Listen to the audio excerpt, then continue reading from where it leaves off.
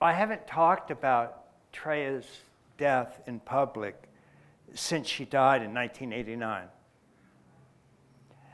And even though this is one of the most important events in my life and changed me forever, it's still, in a sense, too close to me. When I read sections of this book just to myself in private, I still cry. And so I'm a little bit worried that by the time I get to the end of the book, and especially the last chapter, that I'll be a dribbling, drooling, slobbering idiot. And I'm going to ask you to just please help me with that and put up with that. This was an extraordinary 5 years in my life, and 5 years that will stay with me forever. And so I'm going to spend an hour or two and go through some of the main sections and hopefully give you a flavor of what this relationship was like and what a path of conscious love was like.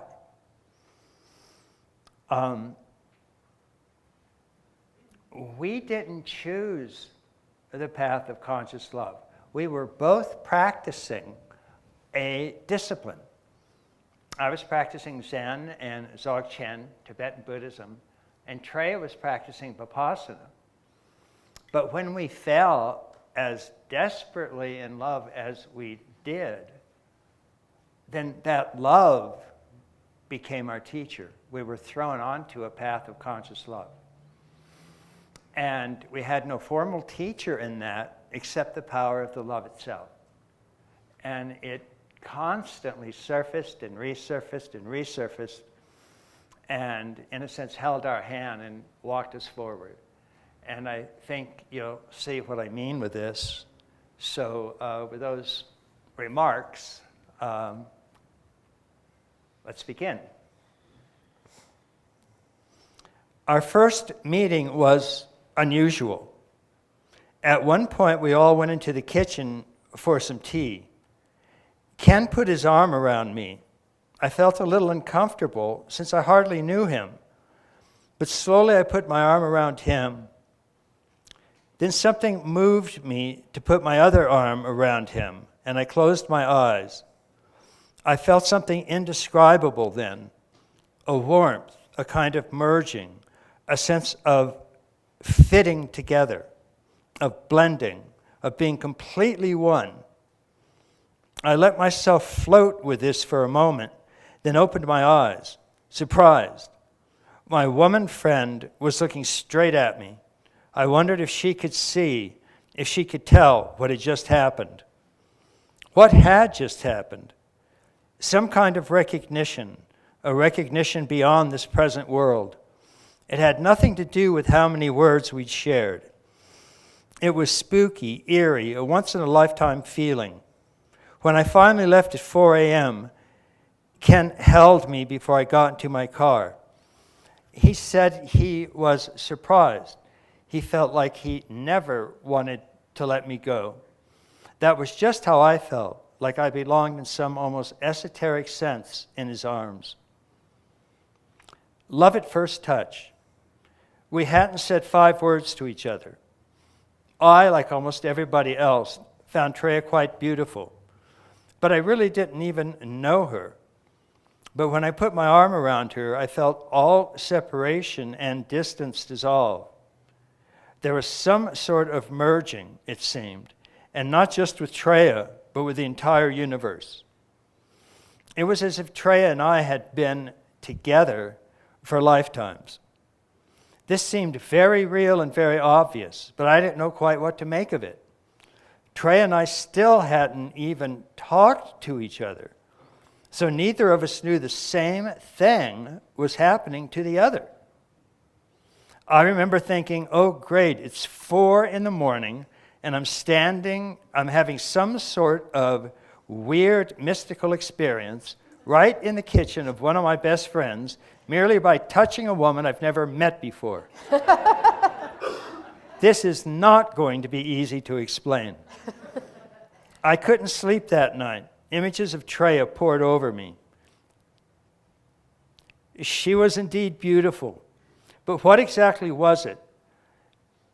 There was an energy that seemed literally to radiate from her in all directions, a very quiet and soothing energy, but an enormously strong and powerful, an energy that was very intelligent and suffused with exceptional beauty, but mostly an energy that was alive.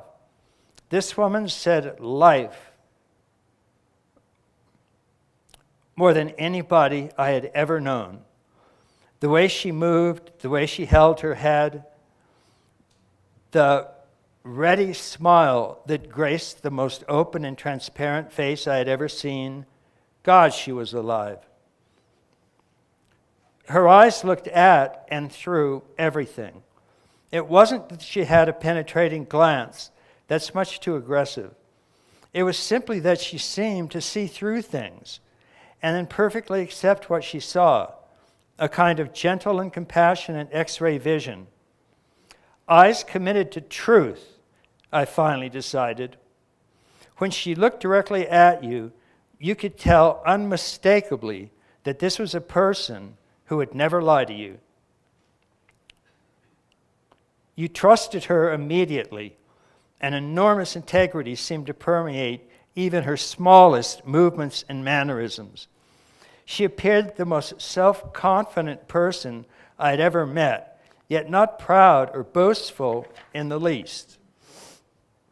Yet behind the almost intimidating solidness of her character, there were the dancing eyes, seeing everything, not ponderously, but wanting rather to play. I thought, this woman is game for anything. I don't think anything scares her. There was a lightness surrounding her, sincere but not serious. With her superabundance of life, she could afford to play. She could shed density and float all the way to the stars if she wanted. I finally drifted off, only to awaken with a start. I found her. That's all I kept thinking. I found her. That same morning, Treya was writing a poem. We had had an immediate heart-opening love, but also a profound trust in each other. A lovely evening last night, well laced with brandy on all sides, the conversation punctuated by refilling glasses, making coffee, a kind of minuet of words and small actions, interlacing with delicate probing and a deep caring. And then the lovely resolution, the softness in the air between us all. I feel my heart open at the memory of it, as it opened last night. To be touched like that, like he touched me, first through his words and what it showed of him, the soft depths of his brown eyes, and then an easy melting body to body. Something clearly happened then. I closed my eyes to try to sense it beyond words, but palpable, even if mostly inexpressible. I feel my heart open. I trust him more than I trust the universe. There is also a subtle energy activation in both of us. As I lay in bed, I noticed a series of subtle energy currents running through my body, which felt very much like the so-called Kundalini energy, which in Eastern traditions is said to be the energy of spiritual awakening, an energy that lies dormant, asleep, until aroused by an appropriate person or event. I had felt these currents before. I'd been meditating for 15 years, and these types of subtle energies are common in meditation. But never were they quite this clearly defined. Incredibly, the same thing was happening to Treya at exactly the same time. Fascinating lying in bed this morning, feeling little wavelets of vibration, very clear and distinct. Sensations in my arms and legs, but mostly located in the lower half of my trunk. What is happening when this goes on? Are things loosening up? Held tensions from the past dissolving? I focused on my heart, feeling an opening very, very clearly from thinking of that sensation I had with Ken last night. An amazingly powerful surge from my heart that then goes down into the center of my body and then up towards the top of my head. So pleasurable and blissful, it's almost painful. Like an ache, a longing, a reaching out, a wanting, a desire, an openness, a vulnerability. Like how I would feel, perhaps, all the time if I weren't protected, if I dropped my defenses. And yet it feels wonderful. I love the feeling. It feels very alive and very real, full of energy and warmth. Jolts my inner core alive. Both Treya and I were practicing meditative paths. Her Vipassana, me Dzogchen, or Tibetan Buddhism. We were used to experiences of non-duality. But the unity or non-duality we felt with each other was a little different. There was a warmth, a longingness, a caringness at its very heart. Besides our regular practices, we were therefore thrown into a path of conscious love for which we had no teacher except the overwhelming power of love itself. And so this is the path we began together. Cynthia gives 3 major characteristics and 3 adjuvant ones of the path of conscious love. And all of them were present with us from the very start, from almost that first touch. The 3 are kenosis, abundance, and singleness.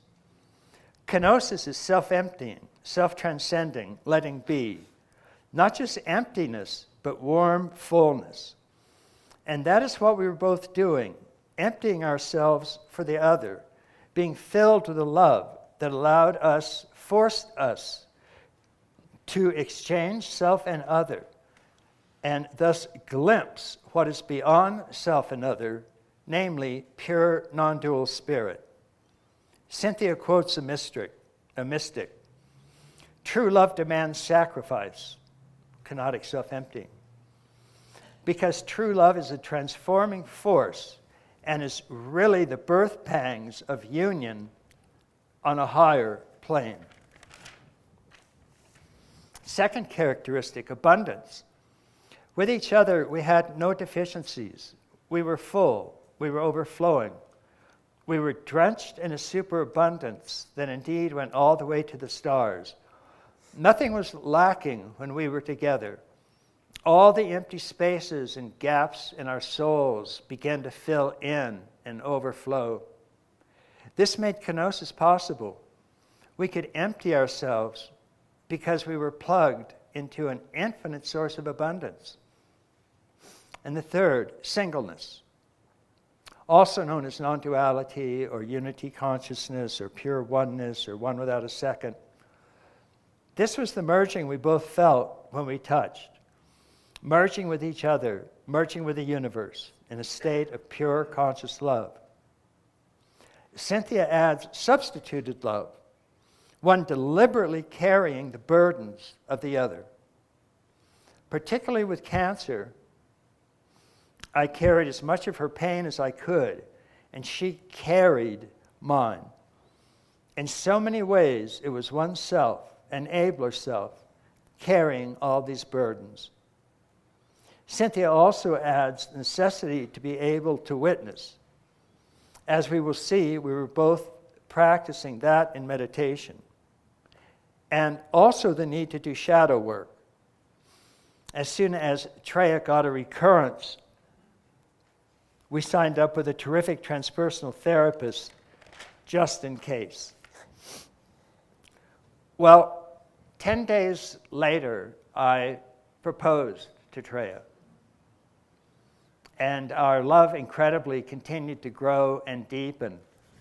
Here are 2 letters from the time. Dear Bob, I'll make this short. I found her. I'm not sure exactly what that means, but I found her.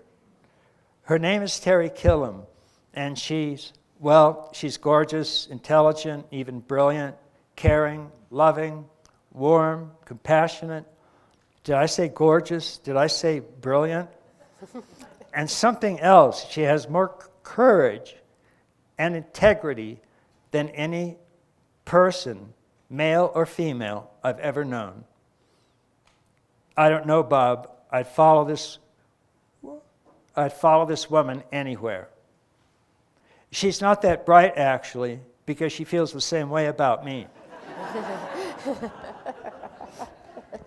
10 days after we met, I asked her to marry me. You believe that? She said yes. You believe that? Wedding invite to follow. Bring a friend if you can find one. Later, Ken. P.S. I know you'll be there on the second day if there is one. Dear Allison, well, love, I finally found him. We feel like we've been together forever. I've never felt such a connection with any man before in my life. It's as if the very cells of my being are connected to him, and as if that kind of connection is simply the most concrete and immediate expression of a connection between us that exists on all levels, even the most subtle, even the entire universe. I've never felt so loved and accepted, or so loving and accepting of another person in my life. He's definitely the man for me. We were married, a wonderful ceremony of family and friends. And in 10 days, just 10 days after the ceremony, a physical disclosed that Treya had grade 4 breast cancer. The meanest, nastiest, most brutal form of cancer there is.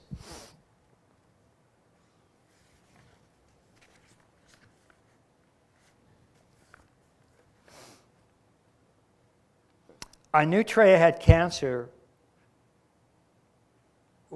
when I saw Dr. Richards come down and ask the duty nurse for a private conference room.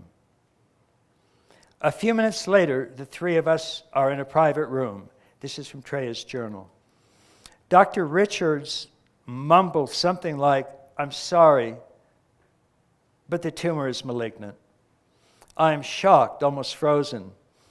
I don't cry. In a dazed kind of calm, I ask several intelligent questions, trying to hold on, not daring yet to look at Ken. But when Dr. Richards leaves to call a nurse, then and only then, I turn to look at Ken, stricken. I burst into tears. Everything dissolves around me. Somehow I am out of my wheelchair and into his arms, sobbing. I suddenly wanted out of that hospital, out into the air, out where things smelled normal again, and no one wore white robes. Somehow I felt deliberately like damaged goods, like I wanted to apologize to Ken. Here was this wonderful man, my husband of a mere 10 days, and his new wife turns out to have cancer. Like opening a long-awaited present, only to find the lovely crystal inside smashed. It seemed unfair to burden him with something this major so soon in our married life. It just seemed too much to ask him to have to deal with this. Ken stopped that kind of thinking right away. He didn't make me feel silly for thinking like that. He understood how I might feel that way, but said my having cancer makes no difference. I've been looking for you for ages, and I'm just glad to have you. None of this matters.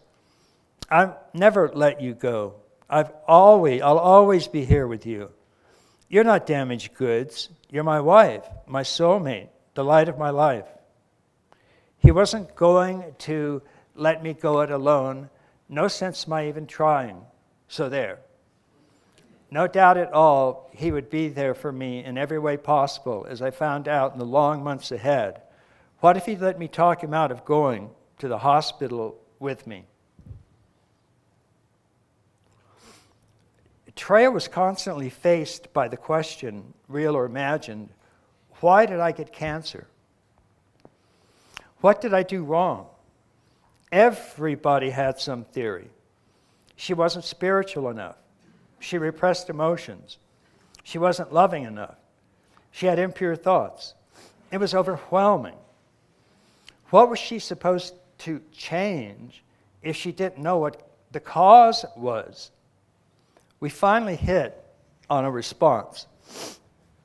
Ken said, since nobody knows what caused your cancer, I don't know what you should change in order to help cure it.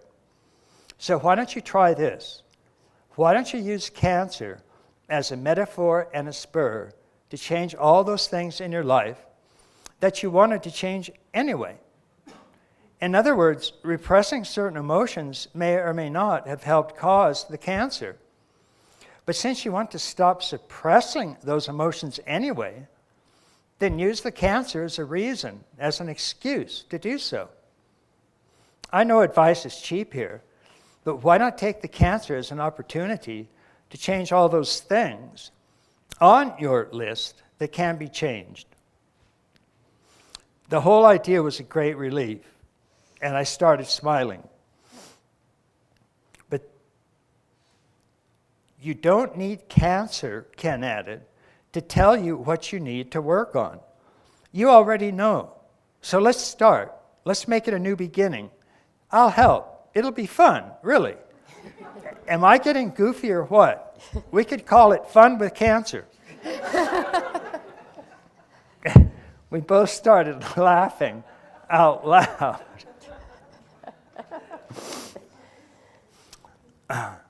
I hadn't even decided on a course of treatment yet, and this is what I was thinking about. I didn't want simply to treat cancer and then relegate it to some dark corner in my life I hoped I'd never have to open or do anything about. Cancer would certainly be a part of my life from now on, but not simply in terms of constant checkups or constant awareness of the possibility of a recurrence.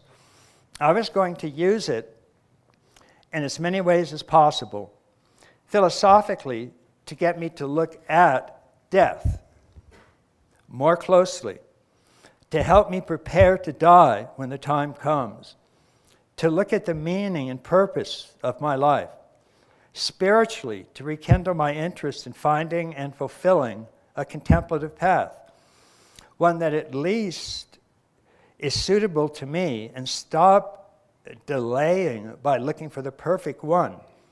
Psychologically, to be kinder and more loving to myself and others, to express my anger more easily, to lower my defenses against intimacy and my tendency to retreat into myself. Materially, to eat mainly fresh, well-washed, and whole foods, and to start exercising again. And most of all, to be gentle with myself about meeting or not meeting these goals.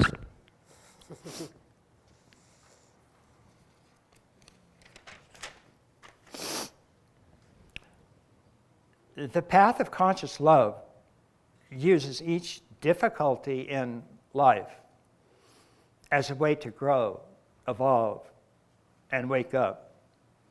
Cancer was a constant source of pain and derailment, and we could meet it consciously with love or unconsciously with fear. Our guide was bring everything to the path.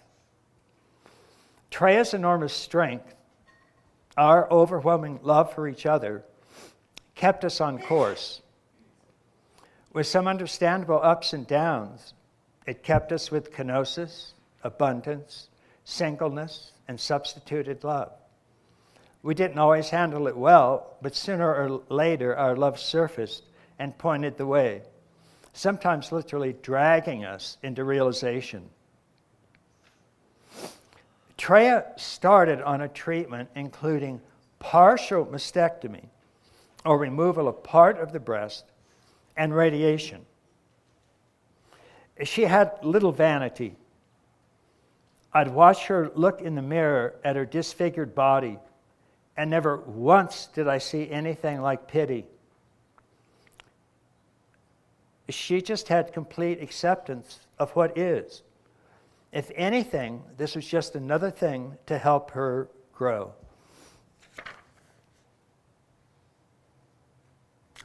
I need to learn how to read the depths of my being, find my own guidance and daemon. Daemon is one's fate, one's inner genius, one's guide, one's real purpose in life. I don't want to live without some kind of faith in a greater purpose, even if it's only evolution. I don't want to let any anger on my part about getting cancer diminish mystical experiences and the power they have to change people in any way. I don't want to let any bitterness erode my sense of the sacred and the meaningful in life, but use it instead to deepen the need for those explorations and understandings. Even anger can be the stuff through which God or his evolutionary force manifests and works.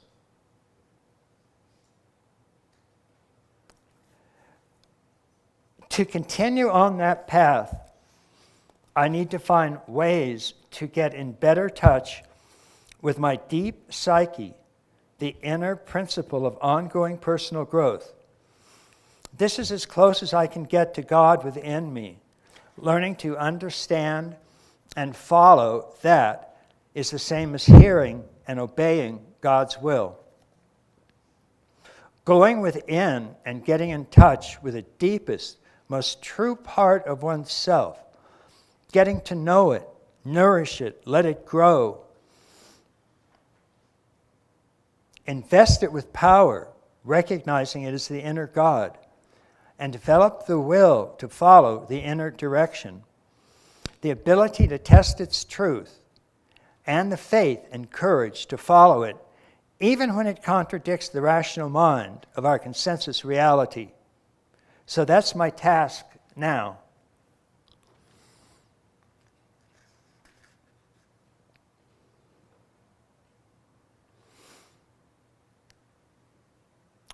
This task was guided by a profound experience of non-duality or singleness that Treya had all the way back to her teens.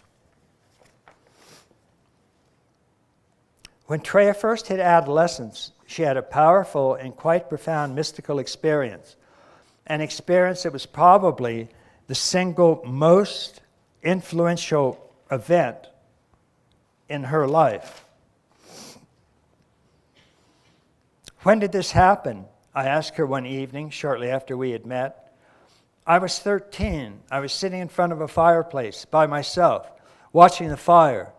And all of a sudden, I became the smoke from the fire. And I began to rise up and into the sky, higher and higher, until I became one with all space. You were no longer identified with your individual self and body. I completely dissolved. I became one with everything. There was no individual self at all. You were still conscious, wide awake. But that was very real, right? Completely real. It felt like I was coming home, like I was finally where I belonged. I knew all the names for this. I had found my real self, or God, or Tao, and so on. But I didn't know those names then. I only knew I was home. I was perfectly safe, or saved, I guess. This wasn't a dream. Everything else seemed like a dream. The ordinary world seemed like a dream. This was real. That mystical experience became the central guiding principle in Treya's life. It was part of her lifelong interest in spirituality and meditation. It was behind her changing her name to Treya. It was part of the strength and courage with which she would face cancer. It was a grounding force in our love together. That kenotic, selfless singleness was a central platform of her life and of our love together. When we both felt its presence, we knew we were on the right track. We both soon learned one of the tortures faced by cancer patients.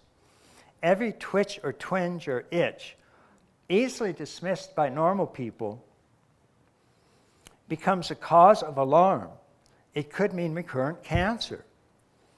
One of the best ways of handling this is to develop the capacity to impartially witness everything that is arising without judgment, condemnation, or identification. To use awareness as a great mirror mind. Cynthia points out that this witnessing is a crucial part of the path of conscious love.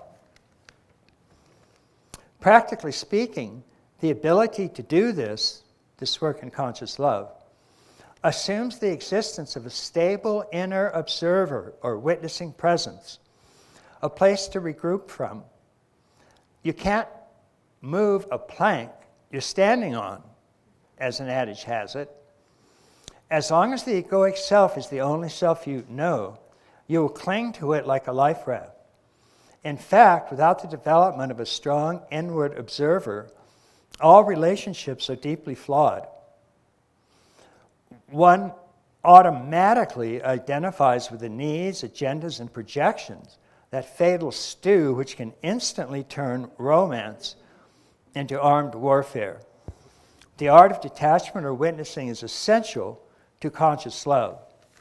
And so that practice we did. This is from her journal at a meditation retreat. The first few days were spent almost entirely obsessing. What does this twinge mean? And that ache? Ken used to try to shake me out of this. It hurts there, right there, on your toe. You mean you have big toe cancer? But it's frightening. I find myself having several inner conversations with God, bargaining. Please just let me have 10 years to spend with Ken. How happy I would be to reach 50 even. And that sounds so young. Suddenly, on the second day, I noticed that my arm, from which the lymph nodes were surgically removed, is swollen. Damn, what does that mean? Was never swollen after the operation. Why suddenly now? This really scares me. Stray thought that maybe it would be better for Ken if I go sooner. He'll be less dependent on me. I realize I also am not paying attention to my breath.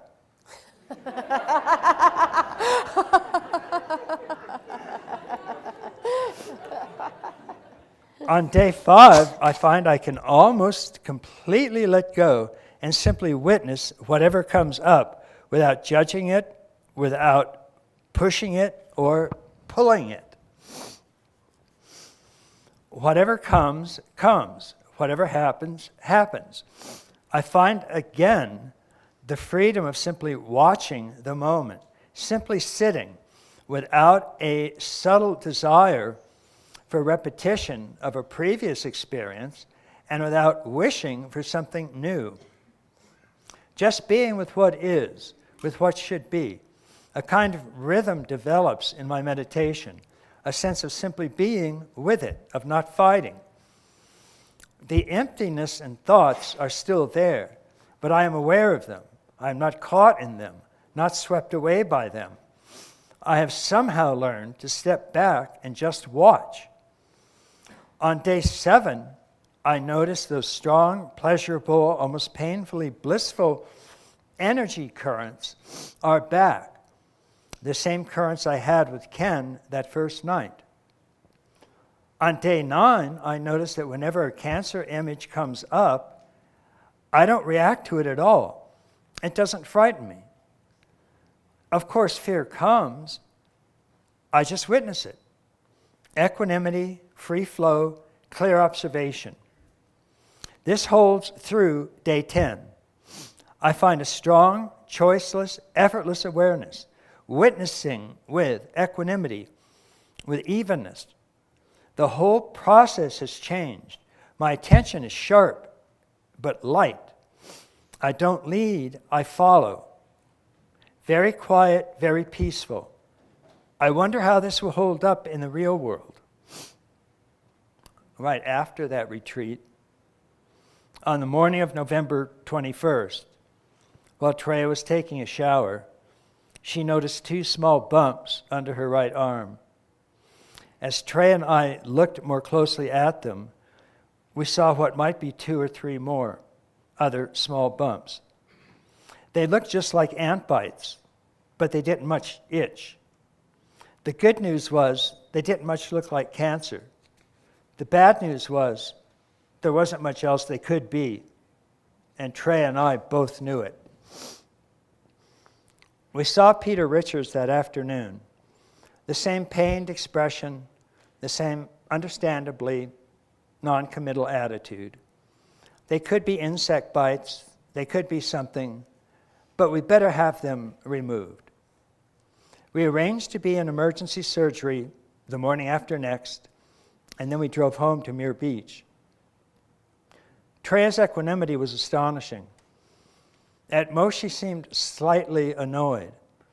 We talked briefly about the possibility of its being cancer, but Treya didn't want to dwell on it. If it's cancer, she finally said, and that was that.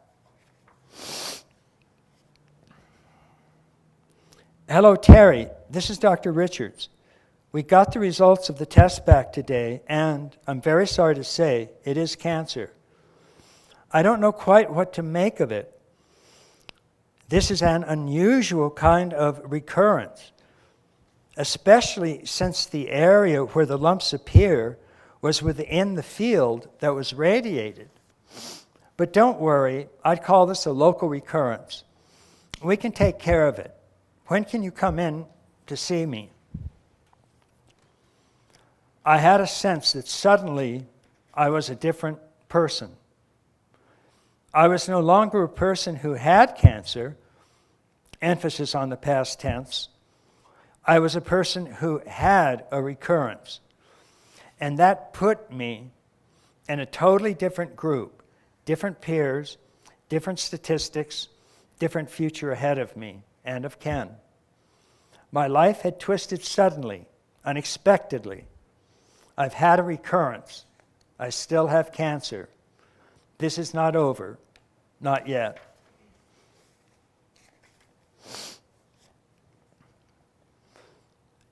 Treya chose a full mastectomy, complete removal of the breast. Ken and I check into Children's Hospital. It's December 6th, 1984. My surgery will take place on December 7th. Pearl Harbor Day, Ken mutters to no one in particular. A year and a day after my first surgery. I remember how my clothes were lost last year, how they were returned to me 9 months later. At the same time that Dr. Richards is removing my right breast, Dr. Harvey will be reducing my left breast in size. It seems time for that finally. I could not imagine going through life with one breast, a size 34 double D. Imagine the size of the prosthesis I would need. Imagine how lopsided I would feel.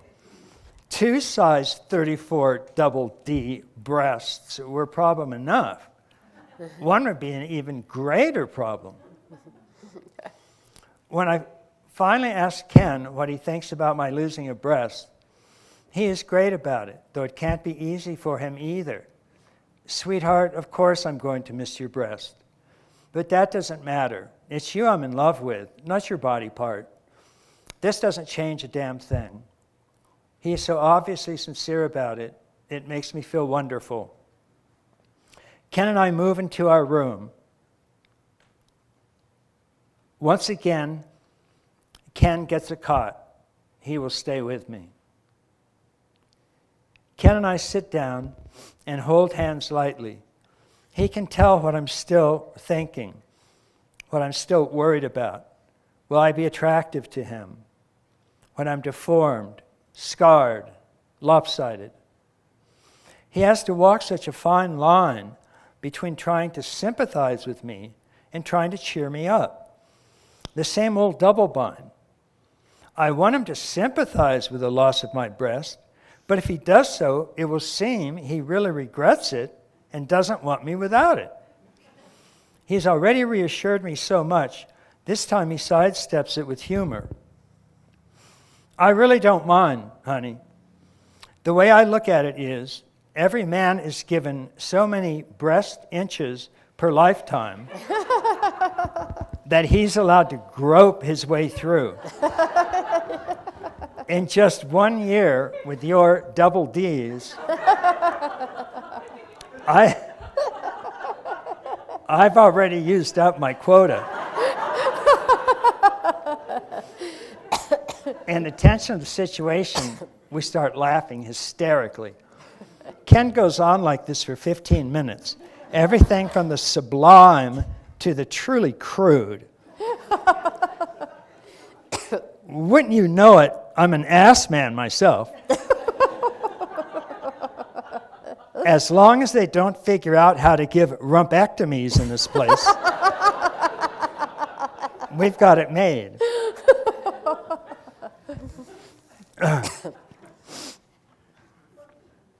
I don't know why, but I didn't want Treya to see me cry. I'm not ashamed of crying. It's just that, for some reason, at this particular point, I didn't want anybody to see me cry. Perhaps I was afraid that if I started crying, I would break down completely. Perhaps I was afraid to be weak at this point where my strength was needed. I found an empty room, closed the door, sat down, and started crying. It finally dawned on me, I am not crying because I pity Treya or feel sorry for her. I am crying because I admire her bravery so much. She simply marches through this, refusing to let it get her down. And her courage in the face of this demeaning, senseless, fucking cruelty makes me cry.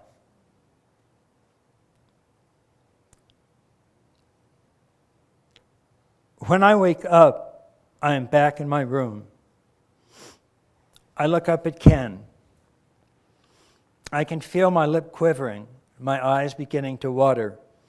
He reaches down to hold me, a careful embrace, since bandages cover stitches only hours old all over my chest.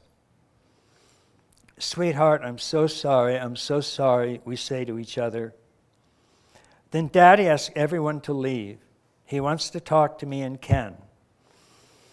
Dear Daddy, he is very serious. He takes these things hard. He worries so much about people close to him.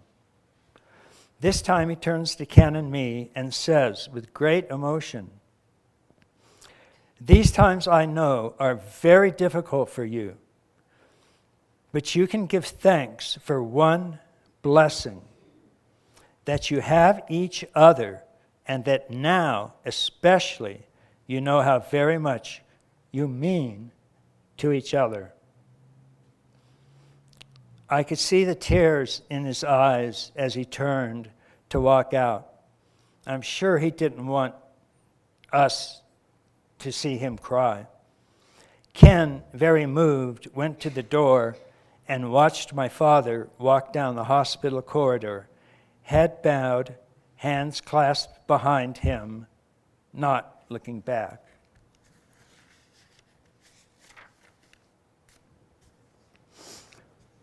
Her doctors felt that the mastectomy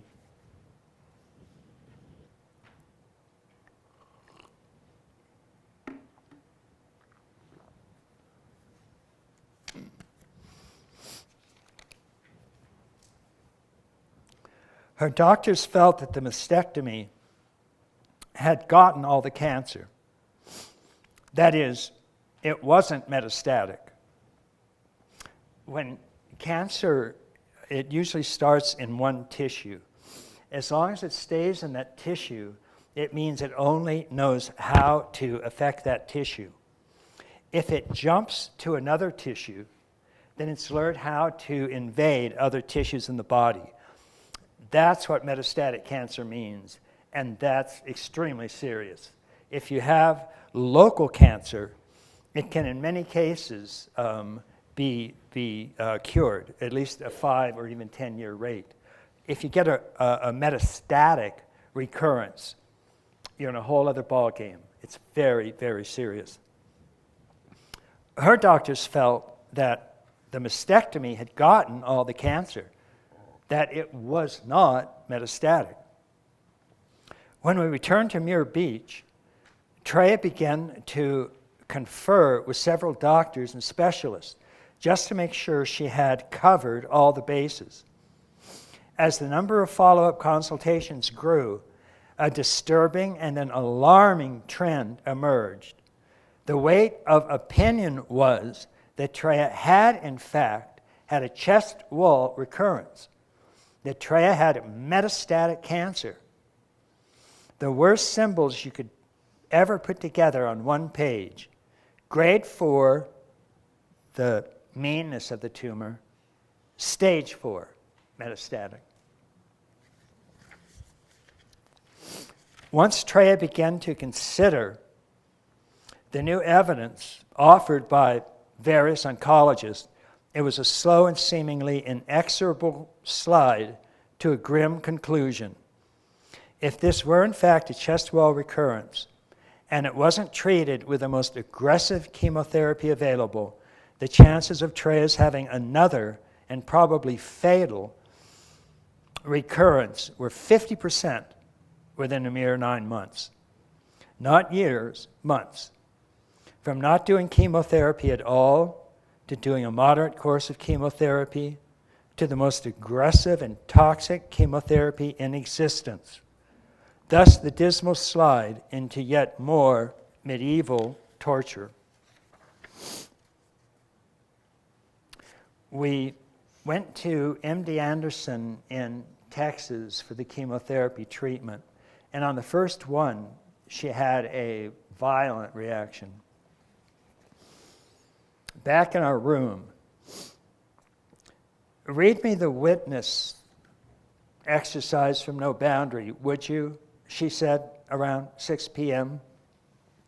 This is a book I had written several years earlier. The witness exercise was a summary of some of the ways that the world's greatest mystics have used in order to move beyond the body and mind and find instead the witness. Who Am I, perhaps made most famous by Sri Ramana Maharshi, is perhaps its most commonly known form. Sweetheart, as I read this, try to realize the meaning of each sentence as clearly as you can. And do this as an exercise yourself if you wish. I have a body, but I am not my body. I can see and feel my body, but what can be seen and felt is not the true seer. My body may be tired or excited, sick or healthy, heavy or light, anxious or calm, but that has nothing to do with my inward eye, the witness. I have a body, but I am not my body. I have desires, but I am not my desires.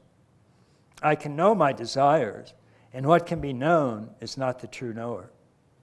Desires come and go, floating through my awareness, but they do not affect my inward eye, the witness. I have desires, but I am not my desires. I have emotions, but I am not my emotions. I can feel and sense my emotions, and what can be felt and sensed is not the true feeler. Emotions pass through me, but they do not affect my inward eye, the witness. I have emotions, but I am not emotions. I have thoughts, but I am not thoughts. I can see and know my thoughts, and what can be known is not the true knower. Thoughts come to me and thoughts leave me, but they do not affect my inward eye, the witness. I have thoughts, but I am not my thoughts. Then reaffirm as concretely as you can, I am what remains, a pure center of unqualifiable awareness, an unmoved witness of all these thoughts, emotions, feelings, and sensations. A pure I amness, unmoved by all objects. That really helps, but I still feel like I'm jumping out of my skin. I'm not comfortable if I sit down. I'm not comfortable if I stand up. I keep thinking how sensible suicide sounds. Nietzsche used to say that the only way he got to sleep at night was by promising to kill himself in the morning.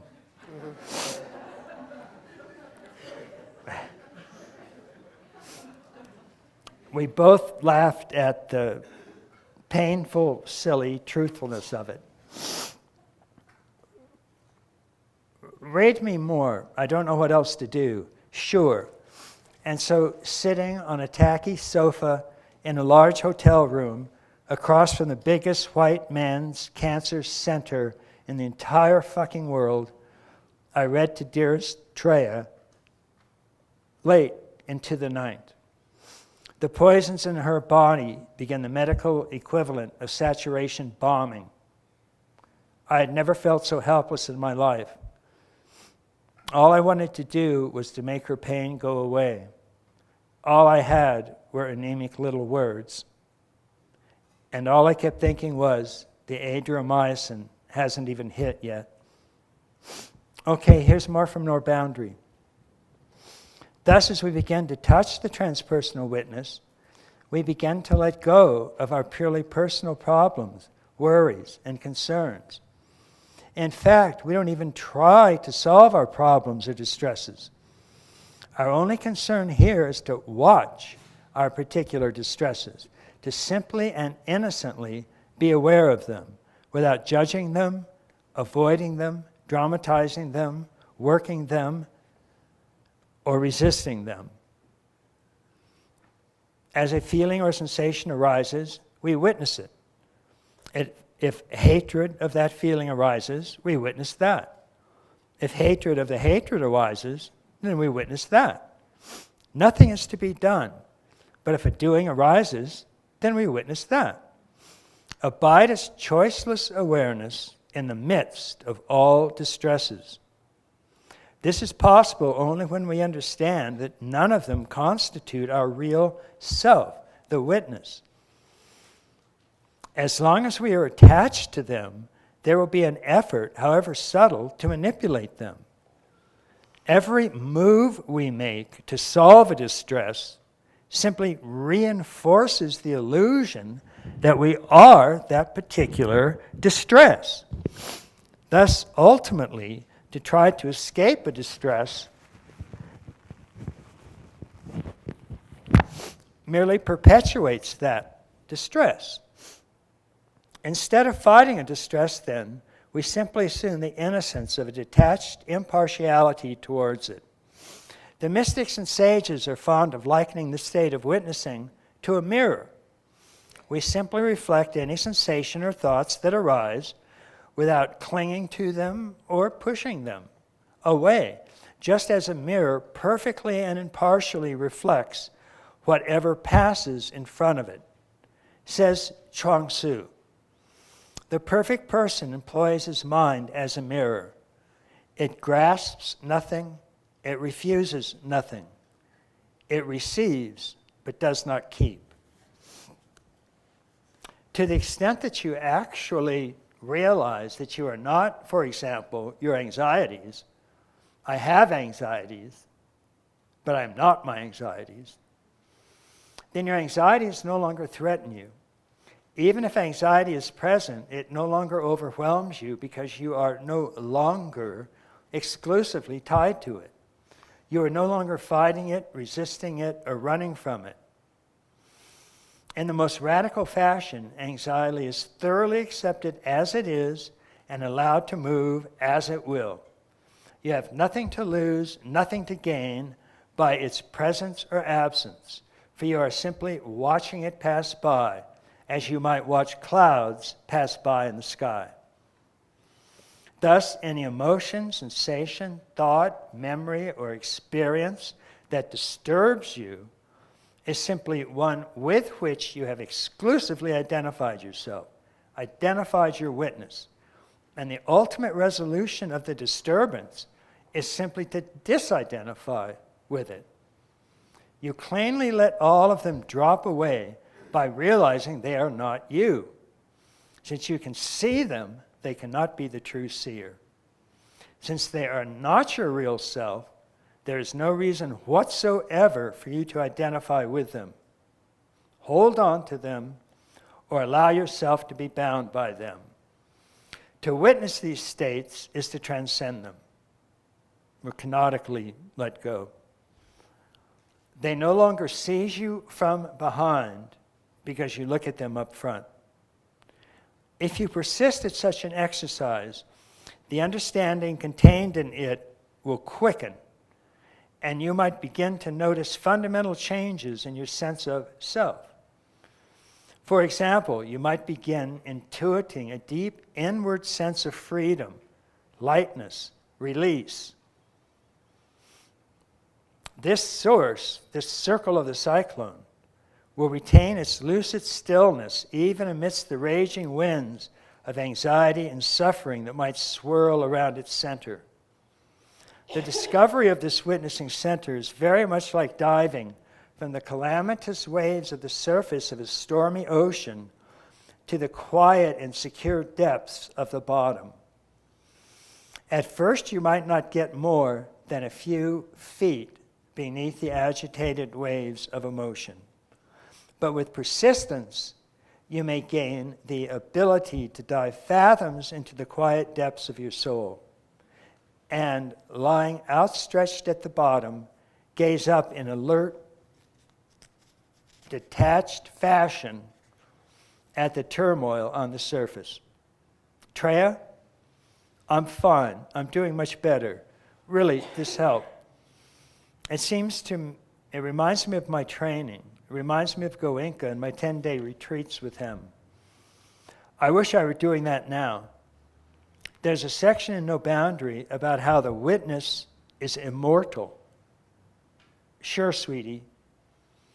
It suddenly dawned on me how utterly exhausted I was, followed by the disturbing realization that the ordeal was really just beginning. I kept reading, trying to hear my own words, the words of the wisdom seekers throughout the ages, words I had simply written down and tried to explain in a modern voice, words I needed to hear now as badly as Treya. Perhaps we can approach this fundamental insight of the mystics that there is but one immortal self or witness common in and to us all in this way. Perhaps you, like most people, feel that you are basically the same person you were yesterday. You probably also feel that you are fundamentally the same person you were a year ago. Indeed, you still seem to be the same you as far back as you can remember. Put another way, you never remember a time when you weren't you. In other words, something in you seems to remain untouched by the passage of time. But surely your body is not the same as it was even a year ago. Surely also your sensations are different today than a decade ago. Your mind, your body, your feelings, all have changed with time. But something has not changed. And you know that something has not changed. Something feels the same. What is that? This deep, unchanging sense of I amness. This time a year ago, you had different concerns and basically different problems. Your immediate experiences were different, and so were your thoughts. All of these have vanished, but something in you remains. Go one step further. What if you moved to a completely different country with new friends, new surroundings, new experiences, new thoughts? You would still have that basic inner feeling of I amness. Further yet, what if you right now forgot the first 10 years, or 15 years, or 20 years of your life? You would still feel that same inner I amness, would you not? If right now you just temporarily forgot everything that happened in your past and just feel your inner I amness, has anything really changed? There is, in short, something within you, that deep inward sense of I amness, that is not memory, thoughts, mind, body, experience, surroundings, feelings, conflicts, sensations, or moods. For all of those have changed and can change without substantially affecting that inner I-ness. That is what remains untouched by the flight of time, and that is the transpersonal self and witness. Is it so very difficult to realize that the very consciousness, that every conscious being has that same inner I amness, and that therefore the overall number of transcendent I's is but one self, one spirit? As a Schrödinger quantum mechanics founder put it, consciousness is a singular, the plural of which is unknown. We have already surmised that if you had a different body, you would still basically feel the same I amness, but that is already the very same way every other person feels right now. Isn't it just as easy to say there is one single I amness or self taking on these different views, different memories, different feelings and sensations? And not just at this time, but at all times, past and future. Since you undoubtedly feel, even though your memories, mind, and body are different, that you are the same person of 20 years ago, not the same ego or body, but the same I amness. Couldn't you also be the same I amness of 200 years ago? If I amness isn't dependent upon memories, what difference would it make? In the words of physicist Schrödinger, it is not possible that this unity of knowledge, feeling, and choice that you call your own could have sprung into being from nothingness at a given time not long ago. Rather, this knowledge, feeling, and choice are essentially eternal and unchangeable and numerically one in all men, nay, in all sensitive beings. The conditions for your existence are almost as old as the rocks. For thousands of years, men have striven and suffered and begotten, and women have brought forth in pain. 100 years ago, perhaps, another man sat on this spot. Like you, he gazed with awe and yearning in him at the heart of the dying light on the glaciers. Like you, he was begotten of man and born of woman. Like you, he felt pain and brief joy as you do. Was he someone else? Was it not you yourself? Ah, we say, that couldn't have been me, because I can't remember what happened then. But that is to make the terrible mistake of identifying I amness with memories. And we just saw that I amness was not memory, but the witness of memory. Besides, you probably can't even remember what happened to you last month, but you are still I amness. So what if you can't remember what happened last century? You are still that transcendent I amness.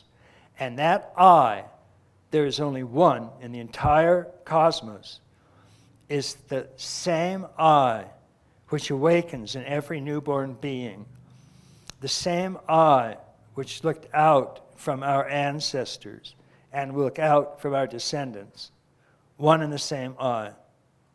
We feel that they are different only because we make the error of identifying the inward and transpersonal I amness with the outward and individual memory, mind, and body, which indeed are different. But as for that inward I, indeed, what is that?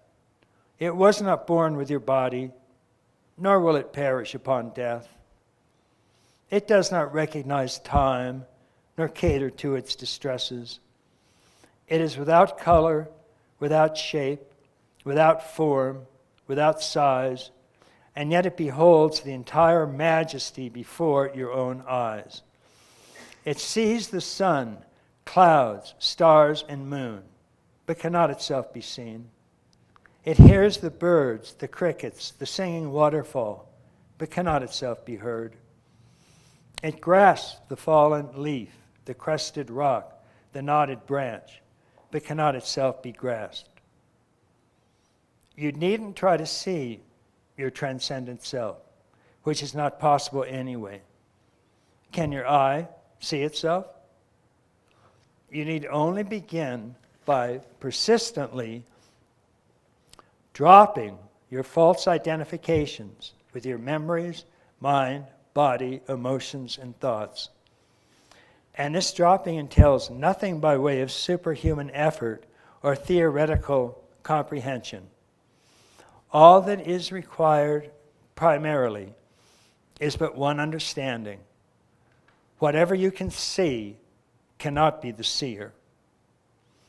Everything you know about yourself is precisely not yourself, capital S, the knower, the inner I amness that can neither be perceived, defined, or made an object of any sort. To the extent that you contact your true self, you don't see anything.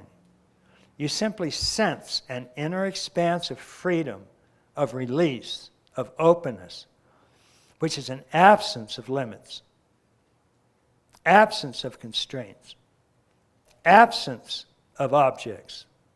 I am not this, I am not that. The Buddhists call it emptiness. The true self is not a thing, but a transparent opening or emptiness, free of identification with particular objects or events. Bondage is nothing but the misidentification of the seer with all these things that can be seen. As Patanjali, founder of yoga, put it, ignorance is confusing the seer with the instruments of seeing. And liberation begins with a simple reversal of this mistake. This is a simple but arduous practice, yet its results are said to constitute nothing less than liberation in this life. For the transparent self is everywhere acknowledged as a ray of the divine. In principle, your transcendent self is of one nature with God, however you might wish to conceive it. For it is finally, ultimately, profoundly, God alone who looks through your eyes, listens with your ears, and speaks with your tongue. How else could St. Clement maintain that he who knows himself knows God? This, then, is the message of the saints, sages, and mystics, whether Amerindian, Taoist, Hindu, Islamic, Buddhist, or Christian. At the bottom of your soul is the soul of humanity itself, but a divine, transcendent soul, leading from bondage to liberation, from dream to awakening, from time to eternity, from death to immortality. That's beautiful, honey. It takes on a really urgent meaning for me now, you know.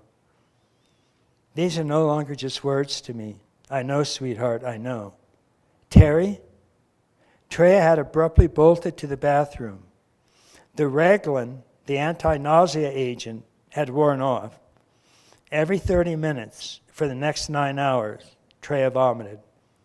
She wanted to be alone. I collapsed on the sofa. Sure enough, her equanimity very quickly returned. Sometime during the first evening of my chemotherapy, with all the nausea and vomiting and anxiety, I reached a turning point. No longer into worrying. The chemo almost seems past, even though it's just beginning in time. It's part of my path, part of my journey. Totally accepted. No fighting it anymore. Just watch what goes and comes.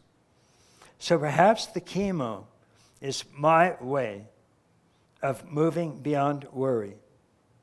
Almost like slaying the dragon of worry that has haunted me so far. Maybe it was Ken reading, maybe my meditation, maybe just luck. But I feel more ready to move into whatever comes, more fully ready for it. I also feel that something new and important is beginning for me. I don't know what, but I feel it very strongly. Perhaps a culmination of my spiritual life, perhaps a beginning. Got a haircut in anticipation of losing my hair. Went shopping with Mom and Ken, and for a turban, and for an outfit that, as Ken put it, won't clash with baldness. Mom and Dad go. I cried, sad to see them go, touched by their care for me.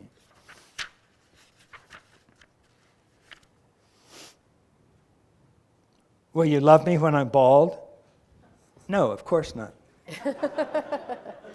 Look, it's starting to get thin here and here. Let's really cut it, sort of on the principle that you can't fire me, I quit. I got a huge pair of scissors, and we hacked away at Treya's hair until she had a perfectly far-out punk spike hairdo. She looked like she'd been run over by a lawnmower. In the shower, I reached up, and a huge clump of hair came out in my hand. Then another. I didn't mind at all. I got Ken, and we both stared in front of the mirror, looking at each other, completely bald. What a sight. My God, Ken said, we look like the melon section in a supermarket. Promise me one thing, we'll never go bowling.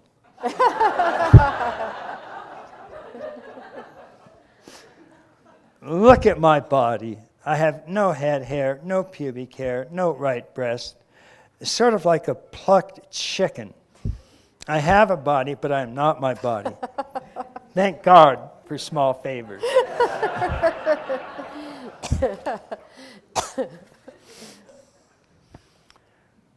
We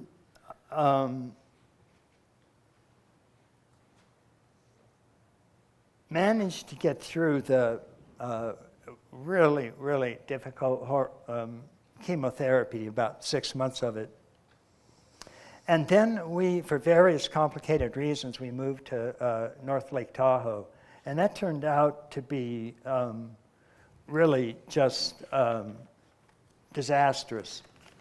In 1984, an epidemic of an unknown disease swept through a very small town, village, where we were living, called Incline Village.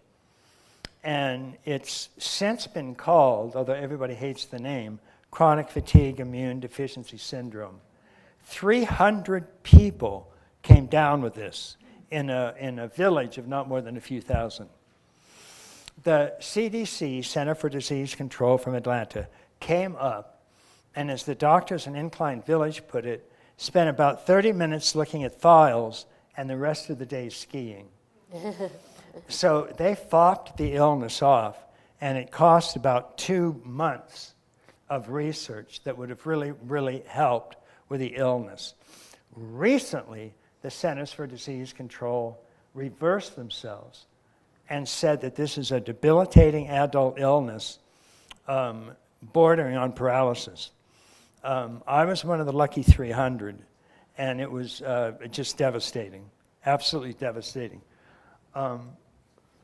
We moved back to San Francisco to our friends and family and support network, only to learn that Treya had developed chemotherapy-induced diabetes. When Dr. B told Ken that my urinalysis indicated diabetes, what went through my mind was a line from the movie Out of Africa, when she discovers she has syphilis.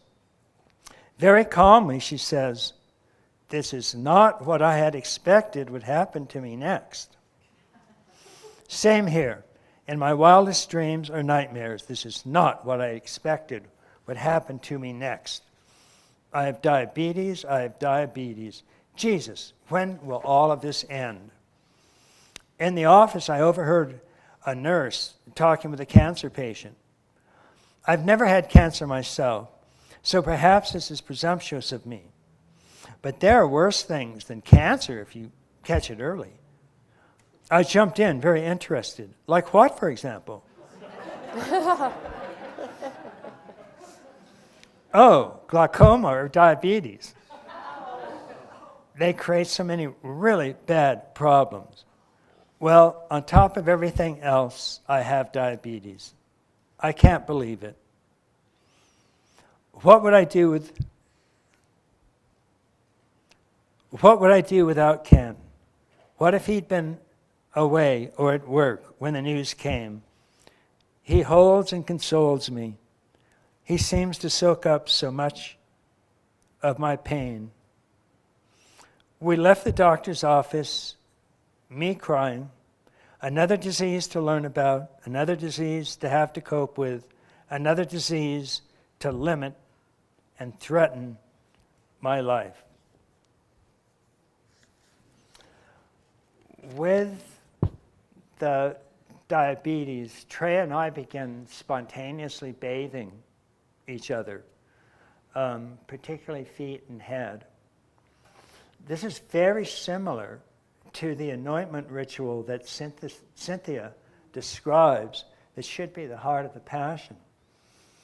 Quoting Cynthia, "If we are to fully avail ourselves of Mary Magdalene's wisdom presence today, it will be primarily through recovery of a wisdom relationship with a radical anointing, that is, coming to understand it once again as she herself understood it, as an act of conscious love, marking the passageway into both physical and spiritual wholeness." This bathing anointment, wholeness was particularly the key. It was removing the scars, removing the disfiguration, removing the cancer, removing the diabetes, and for me, removing the exhaustion, the chronic fatigue, and resting in the kenotic, abundant singleness, exchanged love, which was neither self nor other, but whole.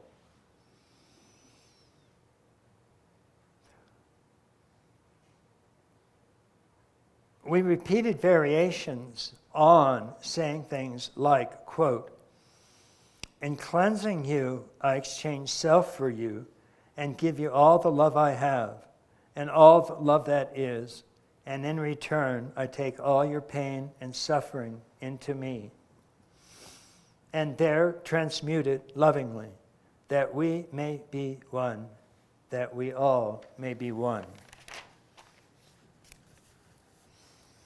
Amazingly, with all of these horrid treatments and disfiguring assaults, Trey became more and more open, more translucent, incredibly more beautiful, more self-emptying, more transparent. She just radiated love. And here with the diabetes, she was on the verge of yet another major transformation. In the office, I overhear a nurse talking with excuse me. As Treya began to get her blood sugar under control, her mood improved dramatically, her depression virtually disappeared. But those were secondary, in a sense, to the inner shift now occurring at full speed, and that would very soon make its first dramatic announcement. This profound shift was beginning to affect not just her personal life, but her spirituality, her work in the world, and what she saw as her calling, her daemon, which, after all these years, was on the verge of erupting into consciousness.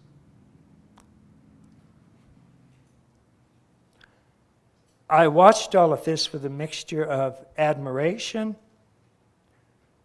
amazement, and envy. It would have been so easy for her to stay bitter, self-pitying, jaded. But instead she seemed to become more open, more loving, more forgiving, more compassionate. And she got stronger by the day, apparently along the lines of Nietzsche, whatever does not destroy me makes me stronger. I don't know what lessons Treya was learning from cancer and diabetes. But for me, the lesson was turning out to be Treya. From her journal. Part of this comes from feeling about work, about my profession, my calling. That same issue that I bugged myself about for so long. I still want to do. I still want to contribute. But I want my doing suffused with being.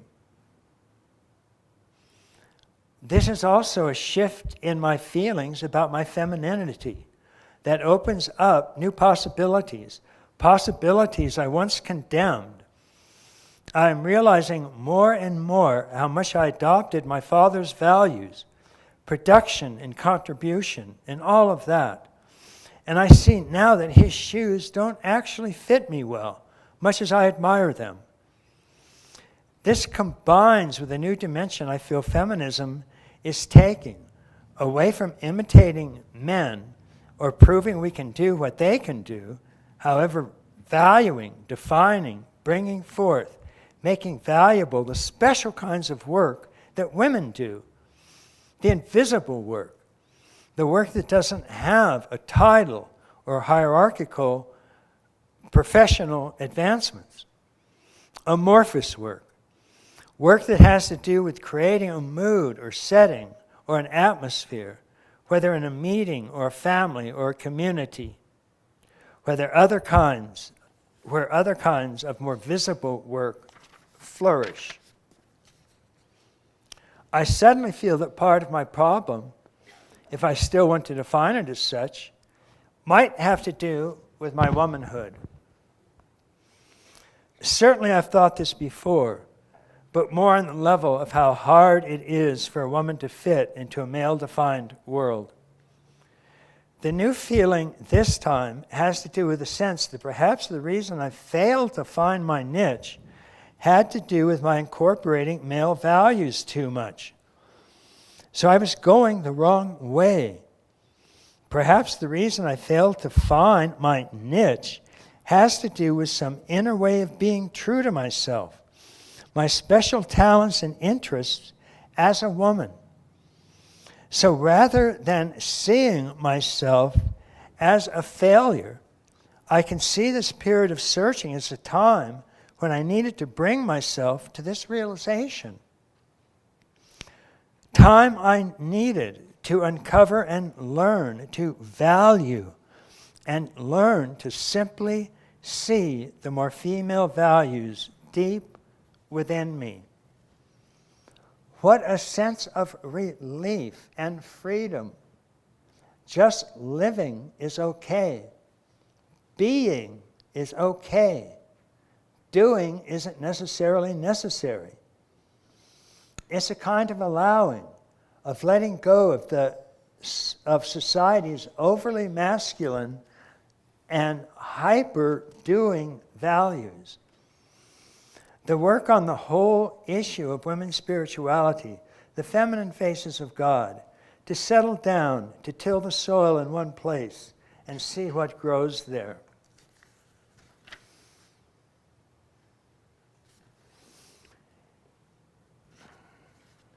In fleshing out these missing aspects of her femininity, as she saw it, she was becoming more and more whole.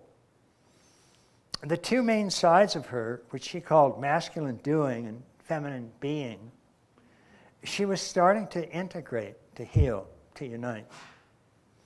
This was very similar to Carol Gilligan's work, where both men and women grow and develop through 4 nested hierarchical stages of growth.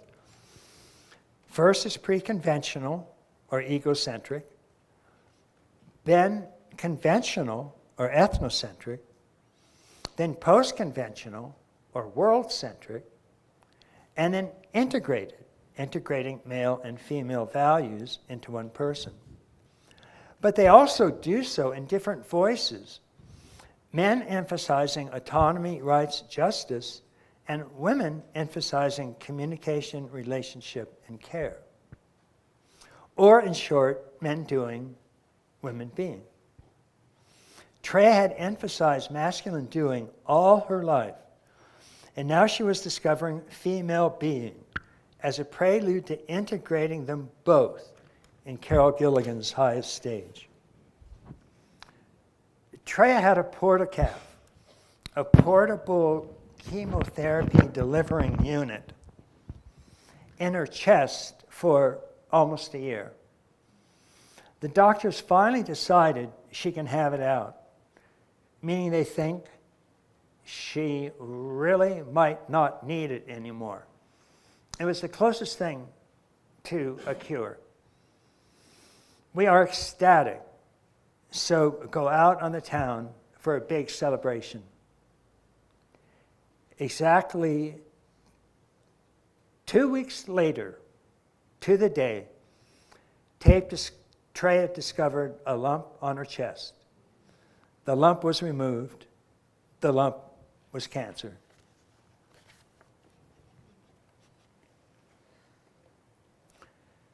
I was lying in bed next to Treya the morning she discovered the lump. Honey, look, right here. Sure enough, a small, rock-hard bump under her right arm. Very calmly, she said, "It's probably cancer, you know." "I suppose so." What else could it be? And worse, a recurrence at this point would be extremely serious. It would mean, among other things, that the chance of a really gruesome metastasis to the bone, brain, or lung would now be very, very high, and we both knew it. But what amazed me, and so continued to amaze me in the coming days and weeks and months, was Treya's reaction. Little or no alarm, no fear, no anger, not even tears, not even once. And it wasn't that she was simply resigned or defeated. Treya seemed to be genuinely at peace with herself and the situation, relaxed, open. What is. No judgment, no avoidance, no grasping, no aversion. Her meditative equanimity seemed remarkable. I myself would not have believed it had I not witnessed it in person, carefully, over a long period of time. It was unmistakable, and not just to me. Something was definitely going on. Something was happening to her. Treya herself described it as the culmination of that inner shift in so many of its facets, from doing to being, from knowing to making, from obsessive to trusting, from masculine to feminine, and most of all, from controlling to accepting. It just all seemed to come together in a very simple, very direct, very concrete way. Treya had indeed changed over the last 3 years, and if anything, she expressed gratitude for this recurrence because it showed her, proved to her, as nothing else really could, just how profoundly that inner shift had been. She herself described it as a rebirth. She felt her old self, Treya, had died, and a new self, her old self, Terry, had died, and her new self, Treya, had been born. And Treya was not given to hyperbole. And how do I feel now, this moment? Basically, I feel fine. Another nice Sufi class tonight, feeling that I like the practice and would like to continue it. Ken and I are going for a drive tomorrow along the coast, and we'll spend the night wherever we find ourselves. That feels good. And yet, just this afternoon, I talked to Peter Richards and discovered that, again, I have a recurrence.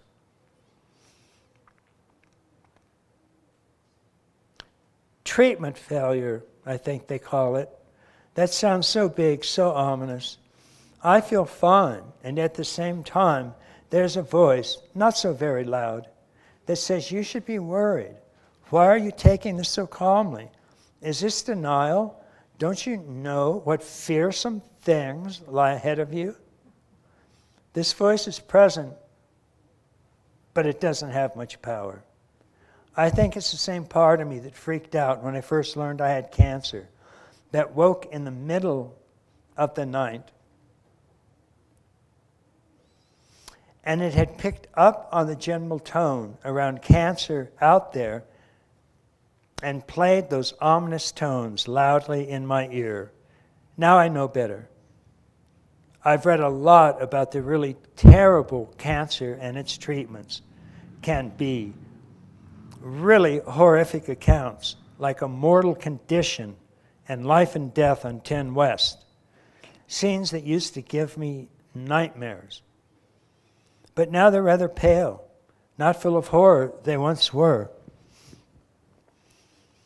When I first found the bump, except for catching my breath and first moment, I didn't feel particularly afraid, though I recognized what it meant. I didn't panic, I didn't cry, I didn't feel I was fighting back tears. It was more of, oh, this again kind of reaction. Ken is wonderful. We'll go through this together, he says. I feel at peace with it all. If it's my karma, my lot in this life to go through this, then I accept it. No agonizing over it. No thinking of frightening future possibilities. If this is the way my life is, then this is the way my life is, and I'll live it well. A kind of curiosity, a calmness. For now I feel great. My diet is great, my exercise is great, I feel energetic and excited about life again. In meditation tonight, I feel like I am no longer avoiding relationship, no longer resisting life and all it means, to open up life in all its aspects, to take risks, to completely trust, to stop using my mental sharpness as justification for defenses, my avoidances, to follow my intuition, that gut feeling that something is right, and to move away from those things that feel wrong, even when I can support them with reasons upon reasons, to eat fully of life, of experience, to no longer taste and then regret, to embrace, enfold, include all feminine qualities, I noticed, to stop being a man and rejoice in becoming a woman, And immediately it came up for me to stop trying to be a man, to stop calling myself Terry, to become Treya Wilber. Treya, incidentally, is short for Spanish, meaning star. To let go of being called the eldest son. I had a dream that night, full of wonders and enthusiasm. The only line I can remember from it is, "Hello, my name is Treya." The next morning, Terry asked me to start calling her Treya, which I did. Treya, Treya, Treya. At that point, I, and perhaps many of her friends, couldn't help but worry that perhaps Treya was indeed, to some extent, caught in denial. She was so calm, so quietly joyous, so open and so accepting. But that, I would learn, was simply to underestimate Treya. She had, in fact, changed. It was very genuine, very real, very deep. This does feel like a new beginning, a rebirth, as it were. I have changed in some deep and profound way. It's easy to think that you've changed of something, you're unafraid of something that hasn't happened and that you don't think will happen. But you never know for sure, not until the fearful thing actually occurs. Only then do you know if you are afraid of it or not. And this time, I am unafraid. There are still a few fearful clowns, but they don't even have bit parts. They're stagehands, and luckily to get that. But I never would have known that this shift had taken place internally without the recurrence. When I say I'm grateful for the recurrence, I mean it. Something wonderful has happened. A great load of fear I have been carrying around has left me silently sometime in the night. I do not know exactly when or where. The same type of transformation was occurring in me, in part due to my regular practice of Zen and Dzogchen, but in larger measure due to the spontaneous path of conscious love. My love for Treya was so intense, it had spilled out of me, spilled out of her, and into the cosmos at large. I simply loved everything that arose, and with a loving, warmth-tinged mirror mind, accepted it all. We would still fight cancer, but it was no longer a fight, but just another ripple in the ocean of what is, perfect just as it is. Treya was unmistakable. Without a doubt, these last years have been dramatic and challenging years of my life, especially the last 3, beginning with meeting Ken Wilber, marrying him 4 months later, 10 days after our wedding, discovering I had breast cancer, surgery and radiation, a recurrence 8 months later, more surgery, 6 months of chemotherapy and baldness, 8 months later diabetes, and just this June, another recurrence. My reaction to the most recent reoccurrence surprised me. With the 2 preceding bouts with cancer, my predominant response was fear, but this time I felt quite calm. There was some fear, of course. After all this time, I'm certainly not naive about cancer. But the degree of calmness and matter-of-factness I showed me my relationship to this disease had changed profoundly. If I had not had the recurrence, I would never have fully recognized this inner shift. One evening soon after meeting with the biopsy results, I wrote in my journal about this recurrence, letting thoughts spill out about what it meant to me and how it felt in a stream of consciousness way. Without realizing where I was heading, I found myself writing about the new balance I felt between my masculine and feminine sides, and I felt how now stop trying to be my father's eldest son. I found myself saying Treya. My name should be Treya. Terry is masculine, independent, no-nonsense kind of name. No frills, very straightforward, the way I've always tried to be. Treya is softer, more feminine, kinder, more subtle, with a brief mystery to it. The person I feel I'm becoming, more myself. More myself. More her true self, her spiritual self, her transcendental self, her infinite self. No longer afraid of what was happening to her body because she was no longer identified with it. As I said, the discovery of her feminine side was not the end of it, but the prelude to the discovery of this integrated true self, neither male nor female, but whole.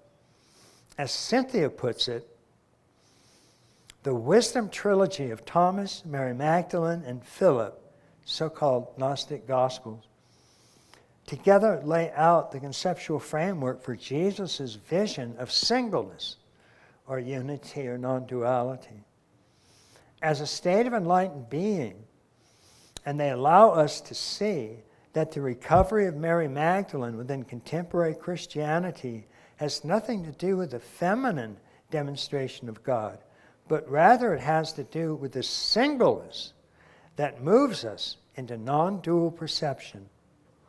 This singleness became obvious in Treya's relation to this later recurrence.